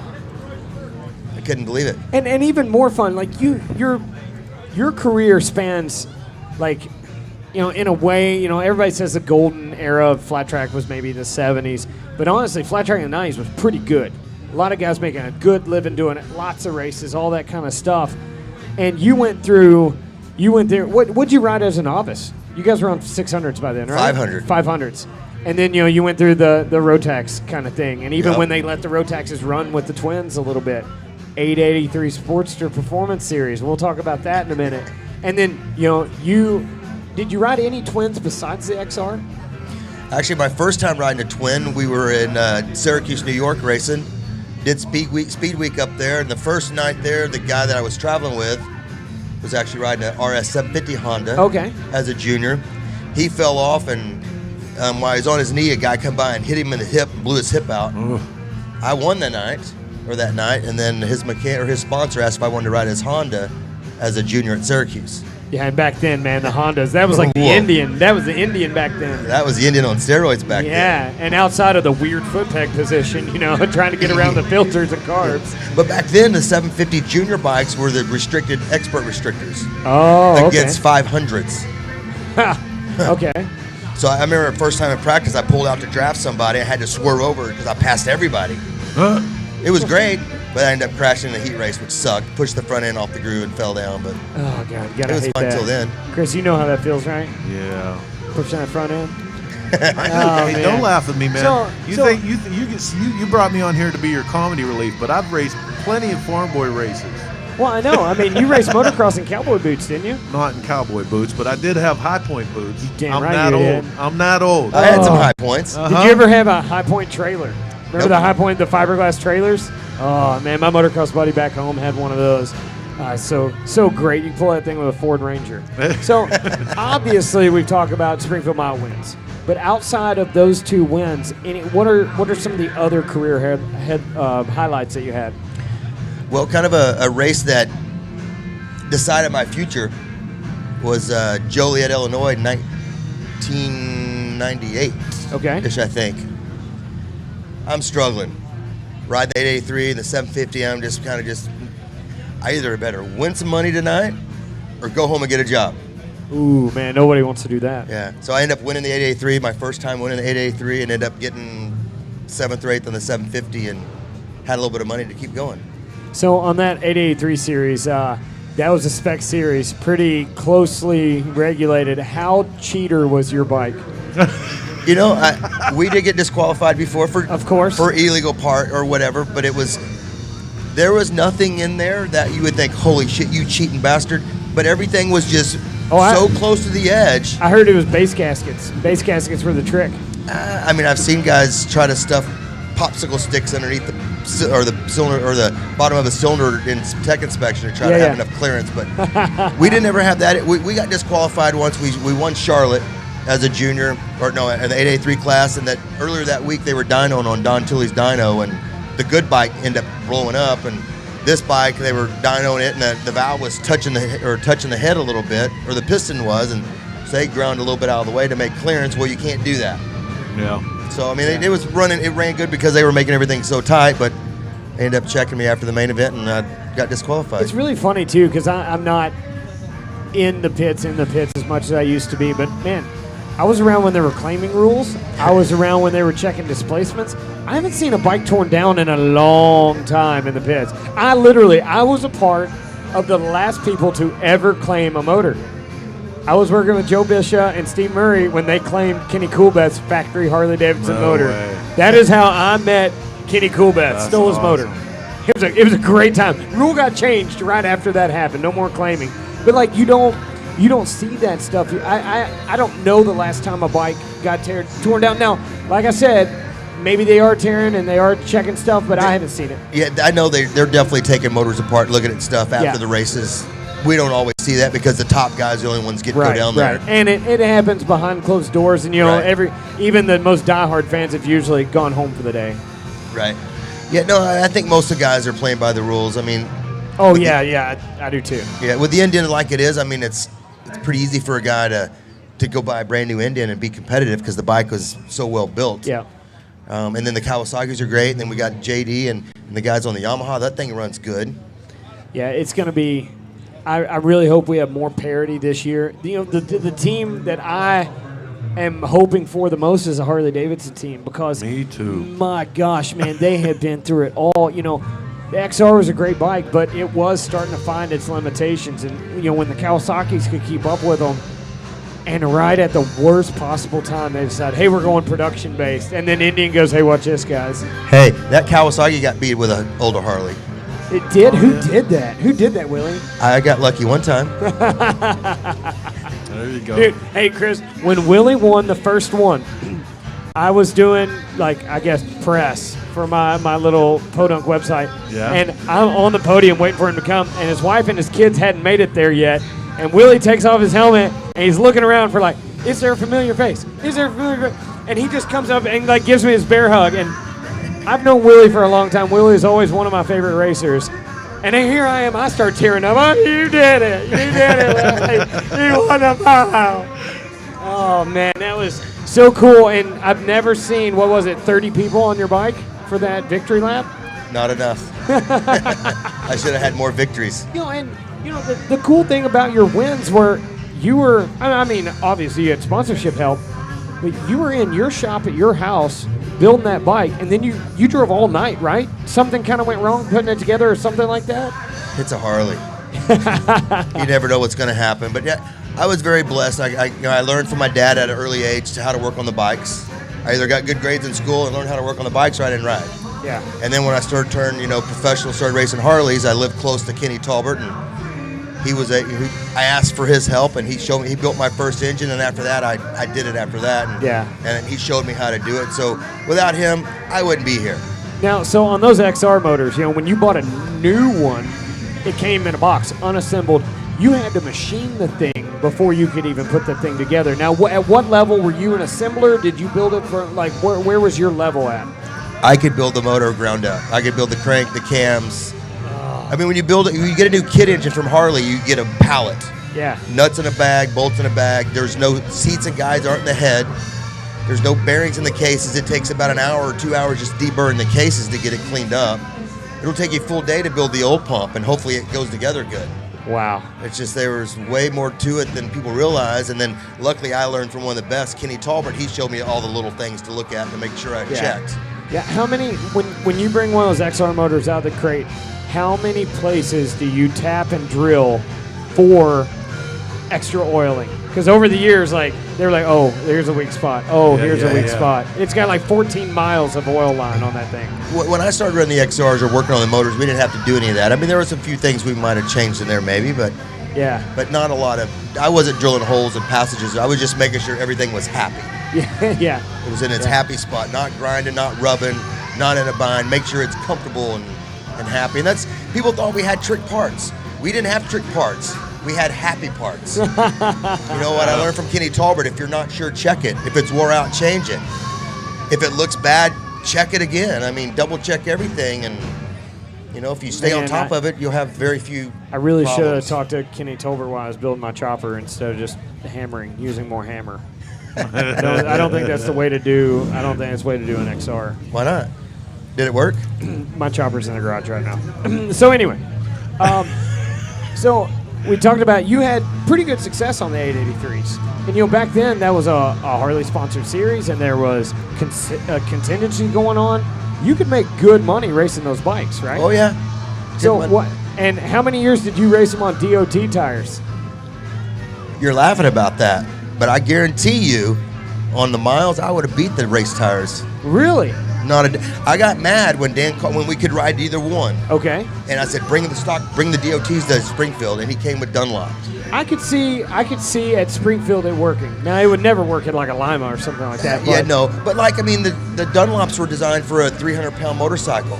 Right. The 883s were 500-600 pounds, and you had DOT tires. It was a 16-inch tire that was 14 inches wide or whatever. A big, huge contact patch that was designed for all this weight. Now we're going to go to a narrow tire that's not designed for all this weight, that's got even a less groove area. Yeah. I guarantee you, we ran Avons, they sponsored us, and they think those Avons work great. Yeah. So do you think, with the recent news this week that AMA AMA, not AMA Pro Racing, but AMA has now officially sanctioned the hooligan racing class. Now, over the years, that's been a huge movement. I think you've ridden them a couple of times. Yep. And do you think now they're evolving into serious race bikes?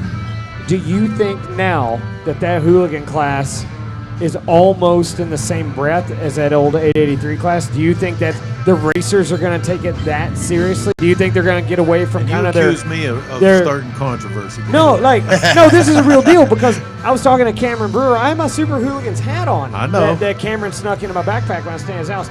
But Cameron and I, we talk about this a lot, about how these bikes are evolving, and it's not just a couple of guys throwing some bars and some 19s on their bikes. Like, they're doing real stuff to these bikes. They're changing offsets with the triple clamps. They're making them work very, very well. At what point is it that serious? At what point does one of the AFT racers, and a few of them have crossed over, at what point the AFT racer goes, you know what, I can probably hop off this race bike, maybe a brand that isn't performing as well on the track, I can probably just do this. Like, how far away do you think they are right now? You know, it's funny you're bringing that up. A couple years ago, we had talked about building one. Zippers and Redline were going to build a hooligan bike, and I was going to ride it. And then I'm watching these guys. I'm like, no, bullshit. I retired from that. These guys are getting it on. Yeah. These guys want to go fast, and they're going crazy, and I don't want to do that. So no, they're riding way harder than I want to ride now. Yeah, I too. The first time I saw it, I was like, well, yeah, this is like Costa Mesa. These guys are getting out of the stands, and they're like, oh, hey, watch it, hold my beer, watch this, And now it's evolved. Like, man, these guys are getting good, and a lot of good racers are riding them. It's bringing eyes to the sport. I think it's selling Sportsters. I think Sportsters are going to be like FXRs, just driving them up in price. But man, it's getting real now. Now they got Travis Pastrana coming back to flat track, coming back on the old Water Buffalo. That's going to be fun to watch. But it's going to be cool. So no comeback for Willie McCoy. Well, you can never say never. Yeah.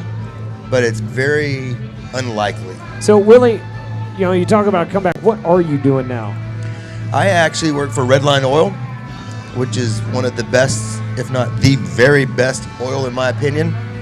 If you ride a Harley and it's hard or clunky to shift, you put Redline transmission fluid in there, it's going to blow your mind. You have a hard time finding neutral, you add my primary fluid, it makes it so easy Ray Charles can find neutral. Ooh, I like it. And if your Harley runs hot, you put my Redline engine oil over, well, I'll tell you what it does over the Sin 3, it lowers the oil temp 20 degrees. Wow. There's a lot of great oils out there, so I'm not saying anything bad about any of them. But if you have any of those issues, Redline oil is a good choice for you to try. Yeah, we don't have an oil sponsor. We don't have any sponsors for this show yet, so we're good, right? He can talk about it? No, he can talk about it just based on that, because I have all three of those issues on 3 different motorcycles, so I'm going to want to see you right after the show. Not a problem. Hey, man, this is what Flat Track's about, making connections, baby. Right? We're making connections. Well, so, you talked about, obviously, your professional life. When did you decide, I'm done? What made you decide you're done? I'd always prayed to the good Lord that when it was time, I could walk away on my terms. Yeah. DeCoin, July 4, 2015 was my last race. I remember that day. I thought a lot about Davey Camlin, was a friend of mine that had passed away years ago. Right. I was thinking a lot about Rodney Ferris. I was there the day both those guys got killed. Wow. And I was thinking about that. The track wasn't in the best of shape. I'm struggling, and I'm just trying to get it going. I ended up winning my heat race. Felt better in the trophy dash. I'm running mid-pack, in the main event. I'm just trying to get going, and we're running up by the bells.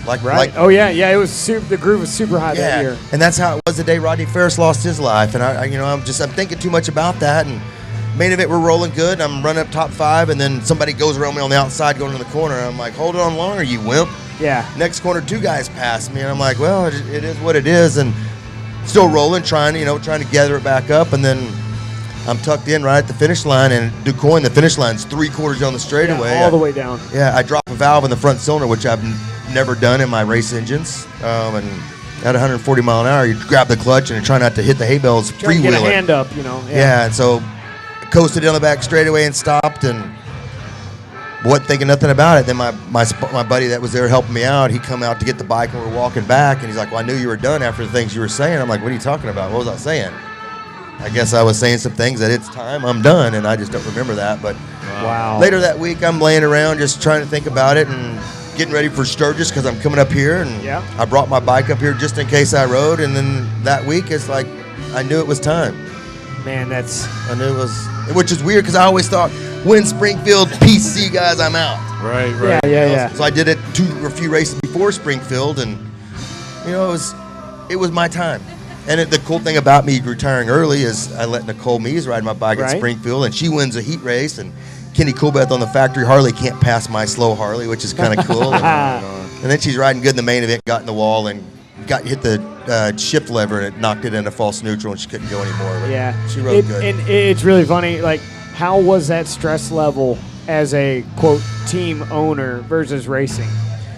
I wasn't stressed. I just wanted her to do good. I was proud of her, and then they brought me up in the winner circle while they're interviewing her for winning the heat, and they wanted to talk to me, and I thought, oh, this is kind of cool. And the minute they put the mic in my face, my eyes got all watery, and I'm trying to, I was proud. I was excited. It was cool. Yeah, I was fortunate enough to help Hayden Gillum out while he rode the Indian in Springfield last year. And, you mentioned how, several racers that you knew very well lost their lives. And that's one of the things, like, I know the hooligan movement is really cool, but I think a lot of times people don't know the backstories. There's not a flat tracker in the pro ranks that doesn't know or is very, very close to someone that they may have been at the track. They may be on the track at the same time that a racer lost their lives. And it unfortunately it happens quite often. We kind of go through spurts where we don't lose anybody for a while, and then unfortunately it kind of happens. But there's a certain sort of reverence for it. And when I was working with Hayden on the mile is a whole nother level of seriousness. And I'm pushing this bike to staging, and I'm cleaning it. JD Beach is back there changing gearing. Rob McClendon came by, helped us out. We changed some offsets in the forks. That was nerve-wracking because there's no time to double check. It's like we just had the front end off this motorcycle, and now it's going to go 140 in a pack. Right. And we had John Cornwell, Corn Dog, was helping us, program the thing, working on the suspension. And I can remember I would watch Hayden go out on the track. And my God, I didn't eat that day. And, like, my favorite thing to do besides talking is eating. And I didn't eat that day. And I remember I went up to Dave Zanotti after the race. And Dave has been involved in flat track since, I think, Babe DeMay invented it. And I said, Dave, I've always respected you for your team. But I have a whole newfound respect because I touched that motorcycle. And then it went out on the racetrack, and I said I couldn't eat all day. And he goes, Tyler, at 30 years, I haven't eaten on race day. And that had to be, you had to be feeling a little bit of that because that thing's in your love and care. I wasn't, when I'm riding my bike, I built it. If it blows up, it blows up. Right. With her riding, I didn't want anything to happen. There was probably some nerves there because I wanted her to do good. I wanted her to feel good and to have a good day. Man, she could ride the mile. And she can ride the mile. Man, she could ride the mile. She could ride. She's a good rider. Yeah. She was a great rider, and then she ended up crashing a few weeks after that and ended up getting hurt. And if not, we probably would have done a few more races. And then now she's a mom, and she's like, "Hey, can I ride your bike now?" I'm like, "You retired." Yeah, and school teacher, mom, and school teacher. Yeah, and Jared Mees' wife. That's got to be that's got to be the worst. Man, I asked Jared to come on because Jared and I, it's not like we're buddies or anything, but he's smart. He's quick. And he's good for conversation. He would have been. It would have been great to have the champ on, and hopefully we'll have him on at some point. But yeah, Willie, I mean, your 2 Springfield wins. I mean, that's the chess match on motorcycles. And you won it fair and square. It's not like you had a Kenny Coolbeth where you won by straightaway and you're out there just like whistling on any Sunday. Oh, no. That'd have been fun too. It was down to the wire. What's that like? At what lap do you start? I mean, obviously you're thinking about your laps ahead as you're winding down. Is it the 5 to go where you go, okay, here's my game plan. Where is it? 5 to go. You kind of are. You need to have your game plan before then. Then 5 to go, you may have to adjust it. Both times I won Springfield, I've led a lot of laps there, just never the last one. Yeah. And so they're towards the end, trying to get in the right spot and strategize to be set up at the right place at the right time. It didn't always work out. And then the first year that I won it, it was 5 to go and there was a red flag. And I remember they line us up and they put me up front. And I'm thinking, dude, what are you guys doing? I'm not leading this race. I didn't think I was up front. And then so I end up dropping the hammer, just going as hard as I could. And no strategy except to go fast. Yeah. And I was able to hold Chris off the line. And sometimes you just gotta. I mean, you have a strategy or a plan, but you got to be ready to adjust it at any time. Oh yeah, man. Well, I think that would come down to like almost every other rider that you ride against, and every single turn you'll find has a different habit or a different click that you pick up on, and that's where those strategies are built. Like he's saying, man, you gotta respond to that live, like that's real time. Yep. You know, so like having that strategy and going in and going, I know this track, I know that turn, I know what's going to happen, I know in this atmospheric condition what it's going to be like, how it's going to respond. But with this number rider, that number rider, it's all going to change. That turn right then, like you said, lead all the laps until the last one, because it's a different set of rules every time around. And leading a race, you always know who you're working with. You've ridden with them before. There's a certain amount of trust between the two. Now, you guys on the bikes, you guys kind of communicate with each other too, right? Little taps on the leg and stuff. Yeah, you kind of like Springfield. If you're coming up on the outside of somebody and they start to move over against the fence, you'll reach over and grab their leg or push them a little bit. And yeah. There's some communication out there. It's kind of funny you're talking about that and different tricks riders do. And one time at Springfield, I'm in the semi. We're battling to win or to transfer the main event, and I'm running with Lance Jones, who was a veteran who come back and super fast. And I go to draft him at the finish line. He throws his hand up like he has a problem. Luckily for me, I didn't shut off, and I just went around and kept going. But somebody might have shut off. I would have. Second and over. Remember a few years ago when Brian Smith hit his kill switch coming off of 4? Yep. And they all stacked up. Oh man. Yeah, I was in that. Oh, you were. I'm like 4. Jake's. Yeah. Jake and JD, and then you were right there. I was right behind. Yeah. Yeah. New underwear after that one. It was a close one. Oh. It was. And after that, I really thought they were going to outlaw rocker switch kill switches, but you still see them out there. I mean, that would be an easy mistake to make. It really would. Dude, listen. You guys want to talk for just 1 minute about mistakes in racing? And this is gonna be horrible because I felt so bad for this kid. How many people watched the X Games the snow hill climb? And yes, Logan Lackey, dude. How bad did you feel for that kid? How bad did you feel for him? I don't know that it broke my heart. It broke my heart. I don't know that I felt bad for him as much as I felt like, yep, I'd do that.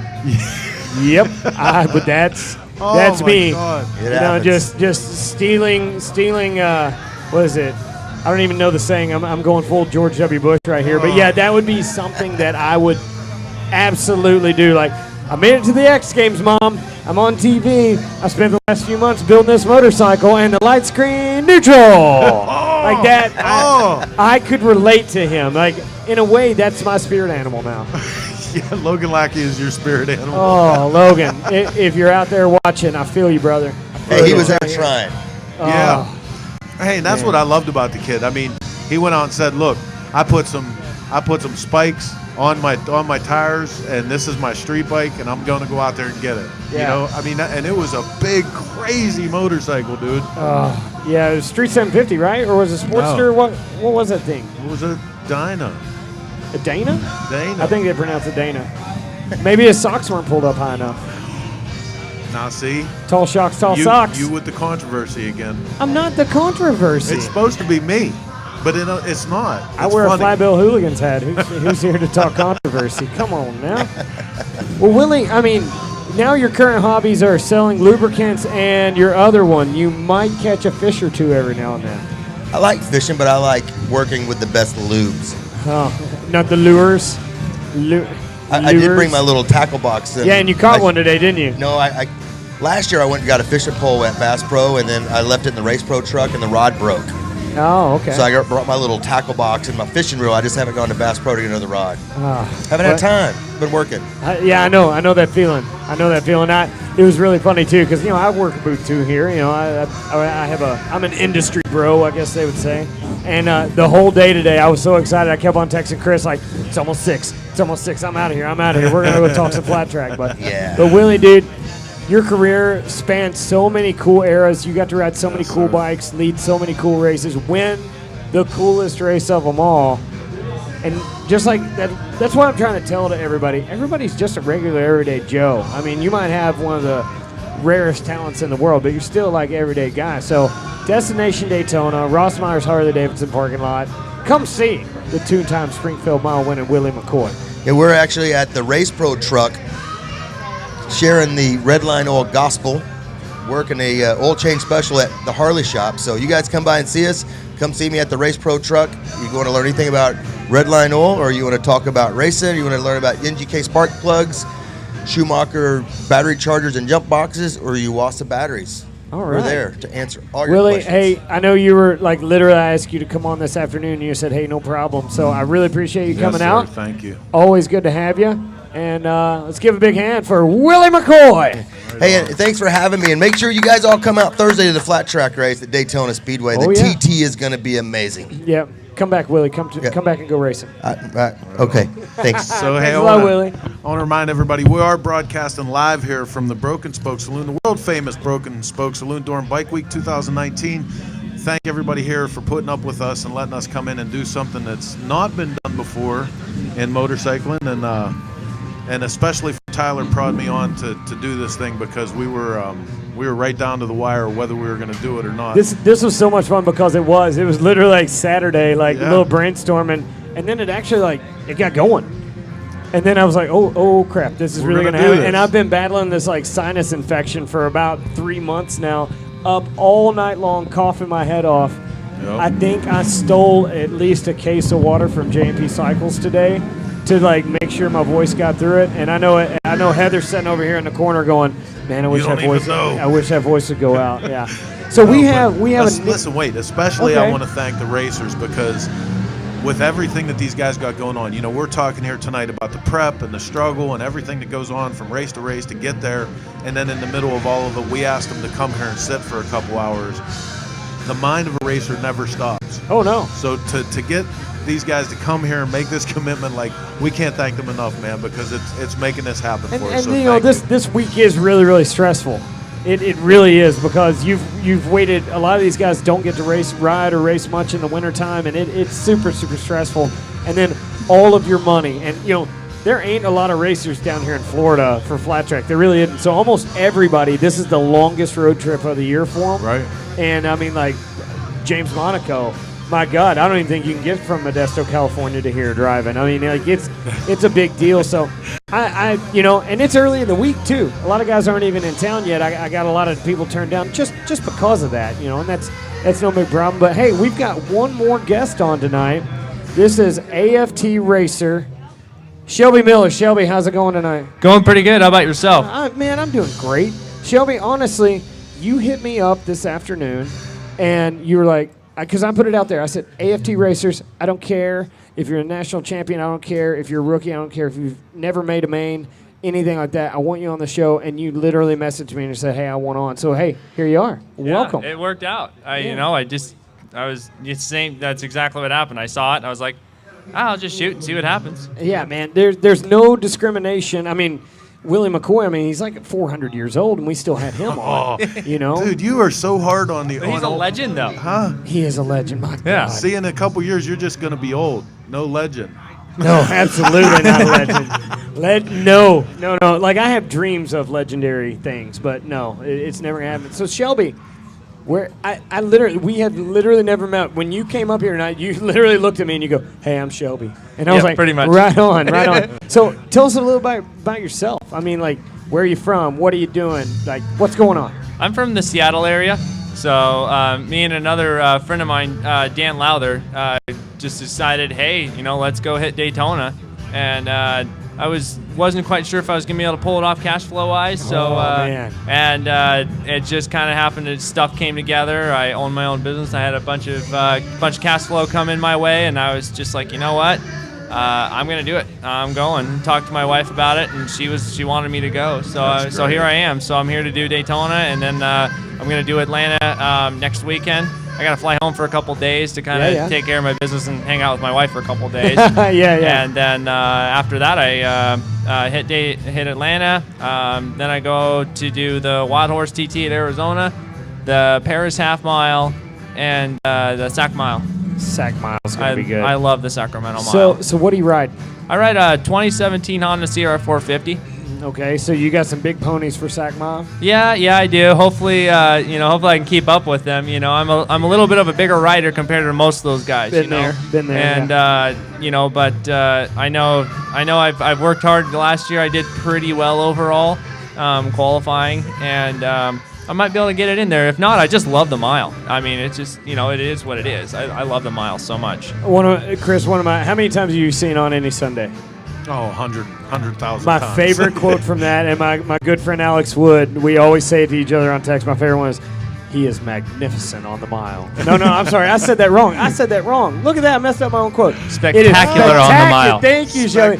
He is spectacular. Yeah, I on the have mile. only watched that thing. I've worn out two cassettes and 2 DVDs. Oh, spectacular. Worn out DVDs. Yeah, you can do that. Oh, he's not a banker. He's So- not a lawyer, but he is a professional. Oh yeah. Heather is yet to see that, Heather Right? Callan. right? Heather, you need to be on that couch with Nugget, and you need to be Hey, watching. Not only that, once upon a time I had to teach Heather the significance of the pickle. Yeah, because you don't want a pickle. You just want to ride on your motorcycle. Right. That's Our right. little Arlo Guthrie in there. And if you see a 6 foot cop with a 3 foot, never mind. Well, you're going a little far on that one for me. Yeah, my wife, she didn't see On Any Sunday either. She grew up, she didn't ride or anything. So Yeah. I introduced her into On Any Sunday, and I'm not kidding you. We probably watched it 5 or 6 times afterward. She asked to continue watching it. She wanted That's to know. how you know. She was- That's how you know that marriage is good. Oh, Right? it's solid. Oh, yeah. Yeah. Oh, yeah. Solid.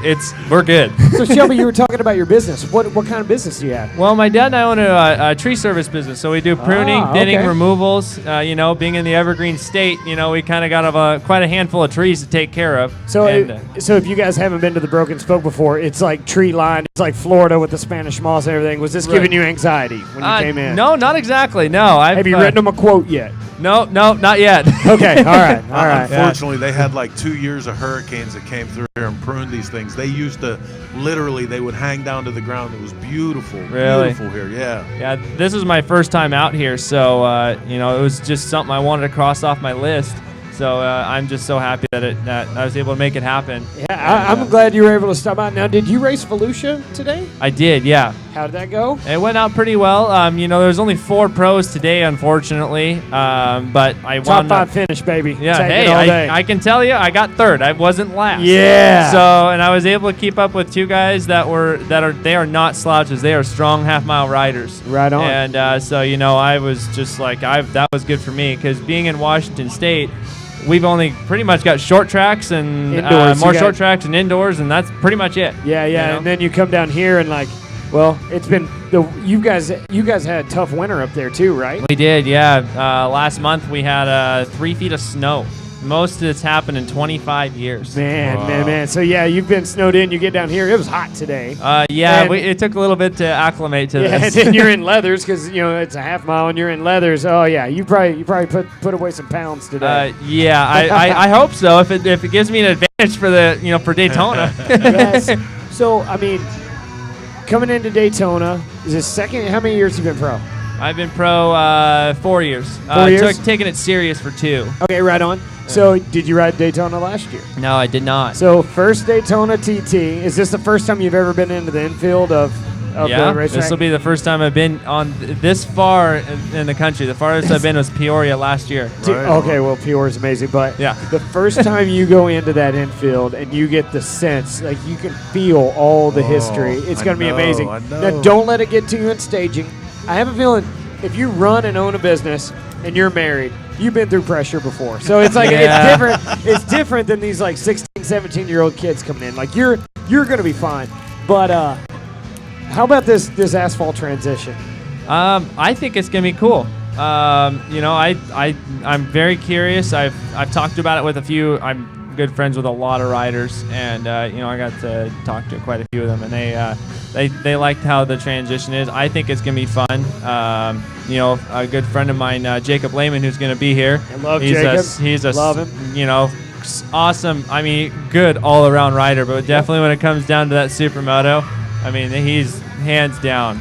It's like he's for the dude. Jacob, it's like TT, supermoto, and lawn care. Pretty He's got much. a Yeah, beautiful lawn lawn. care. Yeah. Always that lawn just looks like carpet. Jacob and I live 20 minutes from each other. Oh, yeah. And so I usually go hang out with him, and he's always working on the lawn and drinking Coors Light too while he's he's good at that one too? Oh, yeah. Is he's that real like good. a Washington thing? Because like Ryan Villapoto's really big on that Coors Light thing. I think it's, I'm not much of a beer drinker, so I can't tell you. I'm a Jack Daniels Coke kind of guy. So, okay. Yeah. Man, we need to parlay that into some sponsorship opportunities. A little JD action going in on that. So. Right. Hey, listen, I've been trying for longer, probably than you've been alive, to be sponsored by Jack Daniels, and no matter how good my performance has ever been, nothing. Have you not sent him a headshot in and be like, no, look, I'm Kid Rock? I didn't even get a break. I don't even get a break at the store of buying my own. Ooh, man, that must be tough. Chris, I feel for you, brother. All that traveling, all that biker stuff that you do. Biker stuff. Sorry, my mom might watch this. I don't want to curse. I've only heard her say one curse word. I don't want to come out and beat that in one broadcast here. So, Shelby, expectations. Where are we at? Well, I'm hoping to obviously qualify well. I'd love to be able to put it in the main here because I'd love to. When it comes back home, I'm a strong short tracker. Right. And literally strong. Like somebody would have to really get in and move you out of the way. Yeah, pretty much. Yeah. I've won a couple of championships at a local track at home, and that's so I'm hoping to and I do pretty well on TTs overall. So I'm hoping to qualify well and actually get in the main. If not, just being able to ride Daytona is just something. Again, it's just a cross off my list. I tell everybody all the time. I was like, there's a few things. Even though I was a terrible racer, there's a few things you can never take away from me. I rode Daytona. I rode the Springfield Mile, and I rode the Peoria TT when it had a manly jump. When it had the man jump, yeah, the man jump. Like I can sit in a nice restaurant. Again, my mother may be listening.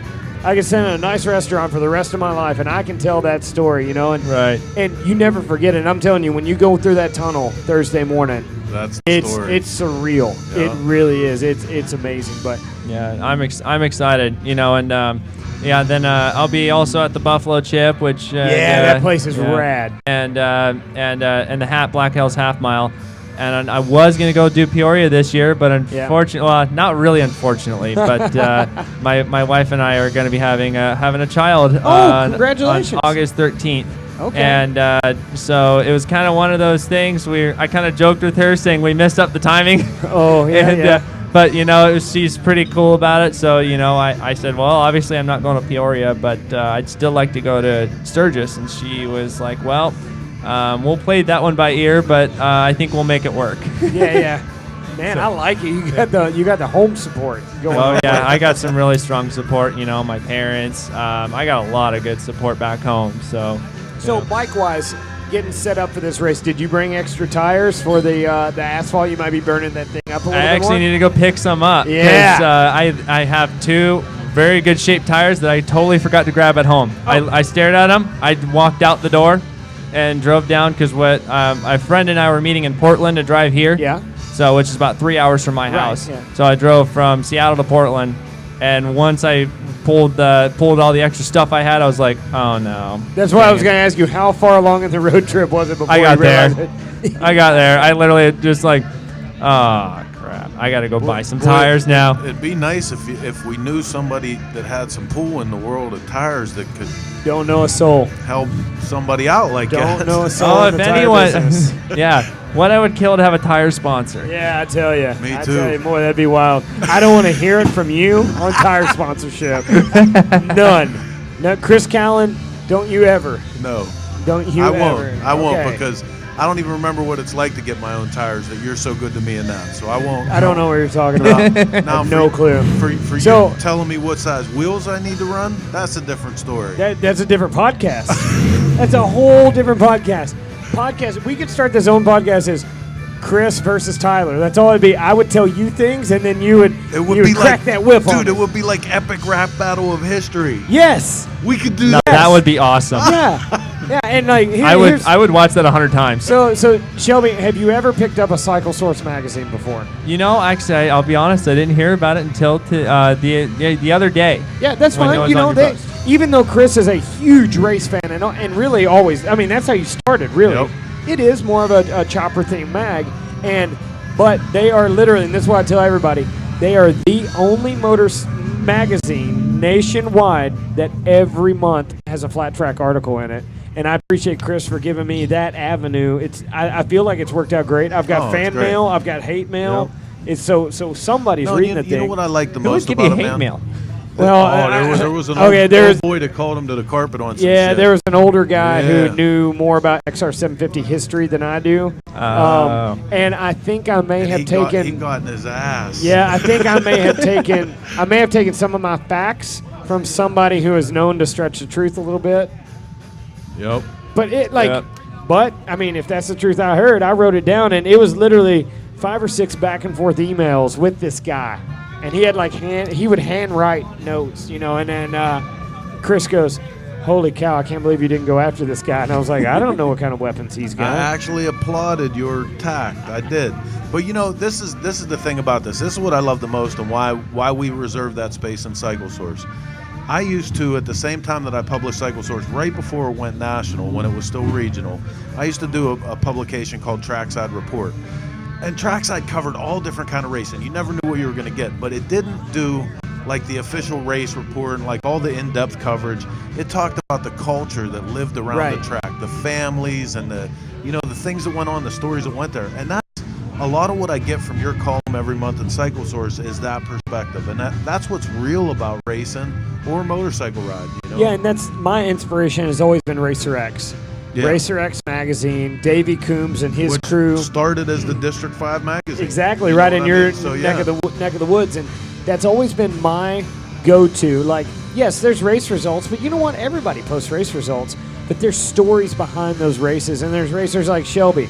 Literally never met Shelby until just before he came on the air. Yeah, man. He's got a tree trimming business. He's expecting a child. He's going to race in Daytona for the first time. He is a story. He has the balls to say on a nationally televised program, unfortunately, we're getting ready to have a baby. I'm going to miss that race. Yeah. Whoops. Yeah, so, I mean, like, this is so that's always been my inspiration, and I challenge everybody that comes out to the AFT race, whether it's Thursday or anywhere down the schedule. What's your number, Shelby? 1, 2, 3. 1, 2, 3. See, like, It's easy. super simple. Yeah. I've been 20. I mean, it's Jackson 5 up in here. Yeah, don't rate me, baby. Yeah, I was number 23 when I started racing. Yeah, and three-digit. yeah, then when they had to do the 3-digit deal, I grabbed 123 as quickly as possible. Yeah. And you know what? Even if I make a main, if I honestly don't get 23, I probably will just keep 123. Yeah, that's fair enough. I think I'm the same way about 28. Like, out of my cold dead hands, are you taking that thing? I'll go to a race every now and then, and there'll be another 28, and I'm like, ugh, I got to put a slash on my bike. Right. Yeah. Been there. Yeah, so like the 3-digit thing is pretty cool because, several years ago it was you had a 2-digit number and then a letter, and the letter represented what region you were from. Some states had so many racers they had their own letter, and then like I was a C. So C was basically all of the South because there were so few of us flat trackers. Right. So C's like, not what I would have picked for you. I mean, that's not the definition of what I'd pick for C for you. But. Yeah. Washington State, it's M, or was M. It was M, yeah. And so, then W for the expert license. But sometimes you would you'd go to a race and there'd be like 3 of your numbers, and yeah, they'd all have letters. But now you're standalone. You are the 1, 2, 3. Yeah. You're like the easy bake oven out there.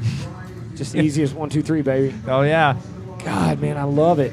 Shelby, I really appreciate you coming on tonight. Like, I know you had to like hustle from Volusia to get here. I did, and yeah. I've got my cell phone on the table. I keep looking at it for time. Chris said 2 hours. 2 hours. So it was starting. What did you get here? Like 8:30 or something? Yeah, like just that? right about 8:30. It was pretty Yeah. close. So I appreciate it, Shelby. I'm gonna come see you Thursday in the pits. I'm gonna give you advice you don't need to listen to. I'm down for anything that helps me go You faster. shouldn't listen to. Man. So, but man, you're gonna be, and I hope everybody watching, they watch you now, because it's not about the race leaders, because almost sometimes that can be a little bit predictable, but the stories behind the racers, it's just phenomenal. So you want to make a pitch to your sponsors or your business? I mean, if you're in the Seattle area, you better be getting your trees trimmed by Shelby Miller. Yeah. So my business at home is called Miller Tree Service. It's something my dad and I run together, and my brother works for me too. I do like to give a shout out to my supporters that got me here. I'd like to Sid Reed, Kevin Todd, and let's see, Fun Country Power Sports, the Bowman family, Of course, my mom and dad, my wife, TCX boots, light shoe, and they made a brand new shoe for me, and they shoehorned it in between races to give me a brand new shoe because mine it didn't fit right. And Gary and Kelly are literally some of the best humans on earth. They really are. I love them. They're just the best. So, have you met Gary Kinsler from Light Shoe? Gary and Kelly. You need to. You have got to meet them. If you're there on Thursday, we're going to go over there and talk to them. Okay. They're the kind of supporters that, like, I got hurt once. They were one of the first people to call me. Is there anything we can do? What do you need? And, Gary's like, is your shoe okay? Listen, speaking of that, I was going to ask you guys that. So, Flat Track, like on a national level, doesn't have some kind of organization behind it that's self-perpetuating for racers, or downed racers fund, or? Yes, we do. Okay. Yeah, it's the Class of 79 and Friends, and they're the official Flat Track charity, and they're a 501c3 nonprofit, so all the donations to them are tax deductible. Before them, there's been one for years and years. Before they came along, there was Aid to Injured Riders, AIR. They had the AIR Fund. There's the Steel Shoe Fund that Bert Sumner runs, and he's a Wisconsin guy. Lost his brother in a racing accident, so he set forth the Steel Shoe Fund. So there is, especially at the pro level, there is a good level of help for down riders. So when this comes out, I'm going to put links up for you guys. Everybody that's watching, I'll put some links up for that if you want to support. I mean, like that's the big thing here is not only are these guys risking taking time away from their jobs, their businesses, their homes, and their families, but in the event that something does go bad, it's not like you can call up State Farm and say, hey, Yeah, it's been a racing accident. Right. Yeah. Class of 79 actually helped me too. 2017, I broke my humerus at a race in between Sturgis and Sioux Falls, and I kind of dragged my feet. I didn't want to send anything to them, and then I decided to, and Charlie reached me out and sent me a check to help pay for some of my bills, it helped a lot, and I got to give a huge shout out, and I've definitely given back and will continue to give back to them because for what they can do, it's just amazing. And I tell all these racers all the time, like I know obviously medical insurance is very expensive, but you need to have your own medical insurance, but like I believe Class of 79 and Friends, that's kind of like your Aflac for racers. Mm-hmm. It's the people who come through with cash right when you need it most, whether you need extra cost to get home or just anything to cover, they're there for you. So it's Flat Track's always been a very tight-knit community, and there's always been some backdoor help for the injured riders. Yeah, ironically, I was actually dealing with health insurance on the way down here because my stuff was expiring. Sounds like fun. Yeah, it was entertaining because my stuff was expiring next week, and Washington State changed it where you couldn't have a certain type of insurance. So I literally had to hustle and research all new insurance and got that all dealt with. I'm sure as a self-owned tree trimming business, I'm sure rates are just rock bottom. Nobody ever gets hurt. It's totally way inexpensive. Yeah. You tell them you're a motorcycle, you have a licensed professional motorcycle racer, and you work in tree business. They give you real low rates. Yeah. Mm-hmm. But, well, if you don't mind, I got a couple more people to shout out, and I'll get out of your way. Yep. Come on. So I'd like to give a shout out to Richie Reynolds as well. He's helped me quite a bit. And Sammy Tanner with the right helmets. Wait, hold on. Sammy Tanner? Sammy Tanner? Yeah. On any Sunday, Sammy Tanner. Yeah, Sammy Tanner. That guy is. I love that. The camera pans to him and Sammy Tanner. Love it. I'm trying to remember who else I got on top of my head. I do want to give a huge shout out to Brad and Scott Baker, two of my best friends, who have given me the biggest support.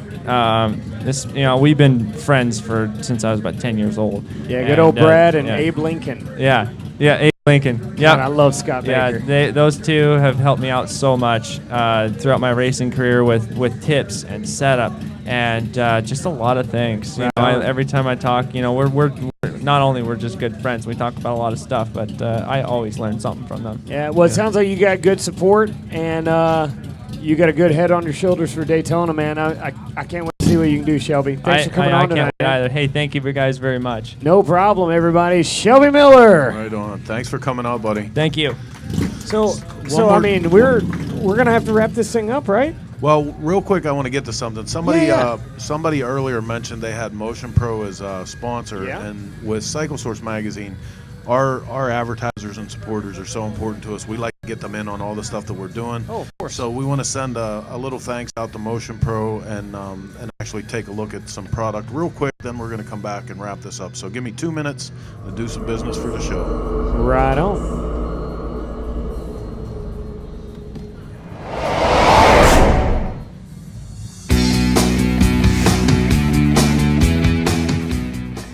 Hi guys, Brandon here with Motion Pro, bringing to you the world's first non-leaking cable luber.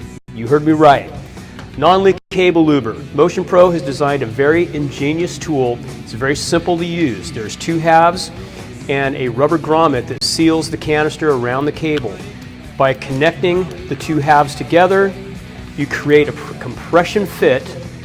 Now once that's tight, you insert the straw for your cable lube. Of course, I'm going to recommend Motion Pro's very best cable lube. You insert the straw in the end of the cable luber. You fill the fluid into the canister, and there's nowhere else for the fluid to go but into the cable. It's quick, it's clean, it's affordable at $19.99, available from your retailers nationwide. Motion Pro Cable Luber D3, get it today. Keep your cables fresh. All right, man. Thanks to Motion Pro for supporting the sport, supporting Cycle Source Magazine. We couldn't do any of this without you. And Tyler, this was your first live show, man. Give it up. Yeah, I mean, I think it went pretty smoothly. You know, did. it always works pretty well when you've got guys that you've known for a long time to kind of get the ball rolling. Dude, And then we brought Shelby in. How great was it to have Bidos here in the beginning, too? Bidos Bidos is a trip, dude. And, you know, this is a Flat Track podcast, so we were trying to kind of stay on topic Right a on. little bit. But there is nothing Bidos hasn't seen. I know. Really, I mean, I like know. that guy is. I don't want to blow him up too much, but he really is a legend. Like he's. What would you say? He might be like the Forrest Gump of the motorcycle industry, like You're just in really the background, pushing it. just You're just pushing in it. the background, Listen, drinking Dr. Peppers. This is the thing you'll notice about a cat like Bidos. He never forgets a name. No, He'll see somebody across, 1,000 people, and he'll pick out a racer, somebody that was behind a company, somebody that invented something. Like, he's an incredible wealth of knowledge. and man, that guy never stutters, stammers, nothing Yeah, when he's he quick. is. He's quick on the he cut. he's on it. He's on it. Right on. Well, it was a great show. I can't thank the racers enough for taking time to come out here. Broken Spoke, obviously, for Broken Spoke putting up pulled with some us. major strings to make Yes, this they did. happen. So we're gonna do this again. Did I Yeah. pass your test? I think so. I think this was good. We'll see how the analytics go. Okay. I'll run a report. I know you always run a report. Then Heather's gonna come back and she's gonna be really nice about it, but time was good, but. We're looking for more aggregate. Yeah, I don't even know. I'm from Kentucky. I can't even say aggregate. Yeah, I got it. But no, I really hope to do this again. I'm going to steal all your podcast equipment, tear it up. Maybe we bring it to Springfield. Yeah, I got some stuff for you to take home with you. So Oh, I think man. we can still make Springfield happen. Yeah, Heather's really busy right now on the backside of making all this run. I think maybe she can't hear us right now, but we got to do Springfield. There's because a we can get PA. a legit there's a rowdy PA. crowd. Like we can get a super rowdy crowd in Springfield, and I will Yeah. promise that. Right on. Well, listen, take everybody home. Thank you guys for tuning in with us. You can catch us after the fact on all of the Cycle Source social media. Ladies and gentlemen, Tyler Porter. Thanks for having me, Chris. Thanks for tuning in, you guys. I really hope this is a regular segment. And if you didn't notice tonight, I do like Flat Track just a little bit, Chris. But thanks again, guys. We'll see you next time.